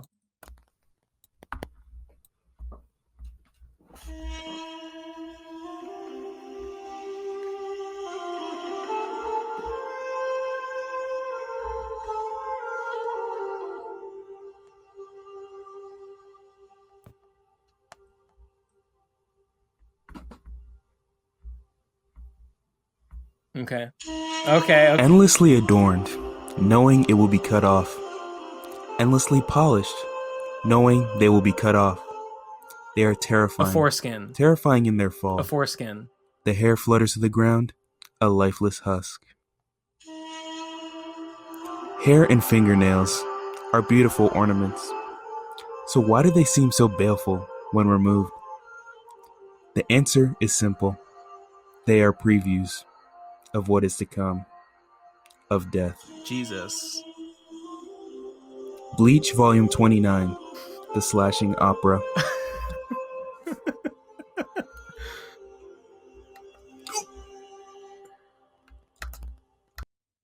Well, at least it wasn't about foreskins.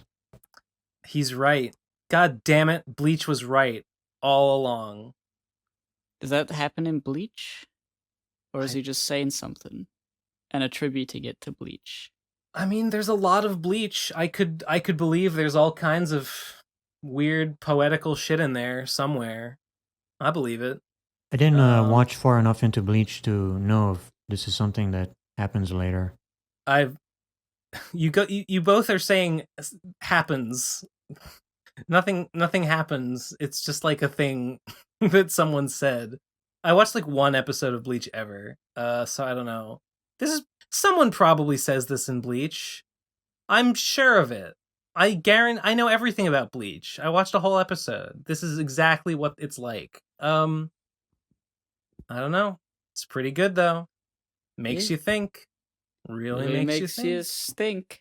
Really makes you. I mean, no, that's when you hear a brown note is what really makes you stink. Yeah, wow, exactly. Bring it all the way back. Bringing it all the way back to the beginning, baby. Nice meme. Hey, we did it. We listened to all the voicemails. Oh my god, it's almost 4 hours. Oh my god, it is. Yeah, that doesn't make any sense. It was just 1 minute ago I looked and it was only 3 hours. This is going to be one long one. Sorry, Eleazar, we really fucked you. But it was funny. Sorry, I'm not sorry. Sorry to him, but also sorry to the fans, the audience. Definitely sorry to the listeners to subject you to all this. No, they like it. They like large amounts of audio. I hope so. I mean, I can't think of a podcast that I like that I wouldn't like more of. I have seen a couple people say like episodes are too long, and if you like don't like the voicemails, I could see being like, yeah, it's too long because there's too much voicemail or something. But like in the absence of like something about it that you don't like hearing, I can't imagine being like, I wish this were the same but less of it, you know? So I don't I feel like that complaint needs qualification, or I don't understand it.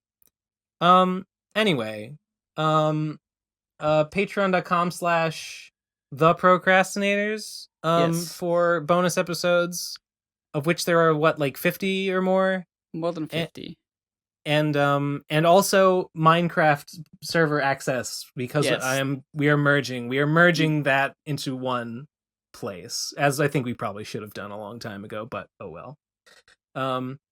And that's speakpipe.com/PCP voicemail if you want to send a voicemail, but hey, you don't have to, because we don't have to have like 50 voicemails an episode. It's not a requirement necessarily. If you really want to, you can send a voicemail. I'm sorry. No, I mean to them. Oh my god. I mean so to them, rude. like stop speaking into the voicemail so that we don't have to listen to them. That's what I meant. Then I agree. Then I agree. I agree 100%. Fuck these guys. Fuck these mutants, these monsters, these fools. Okay. I think we're done. I think we gotta wrap up. Anything else before we leave? Nope. YouTube.com/Gamers Tavern Show and Gamers Tavern Show. And follow me on Twitter @Gamer Tavern. Have you put out any videos lately? What's the last video you put out? The last one was from 2 weeks ago, I think. What was that one? Just a short, like tips video. Hints and tips. It's a gamer hints tips. And tips. Yeah, Gamers tips from the Gamers Tavern. All right, very good, very good. Okay, well, glad to know. Yes, check out Gamers Tavern for content and jokes and gaffes and goofs. Okay, I guess that's it for this episode. Sorry for everything. Goodbye. That's the end. The good night. Sweet dreams. Good night. Don't go deaf. Bye.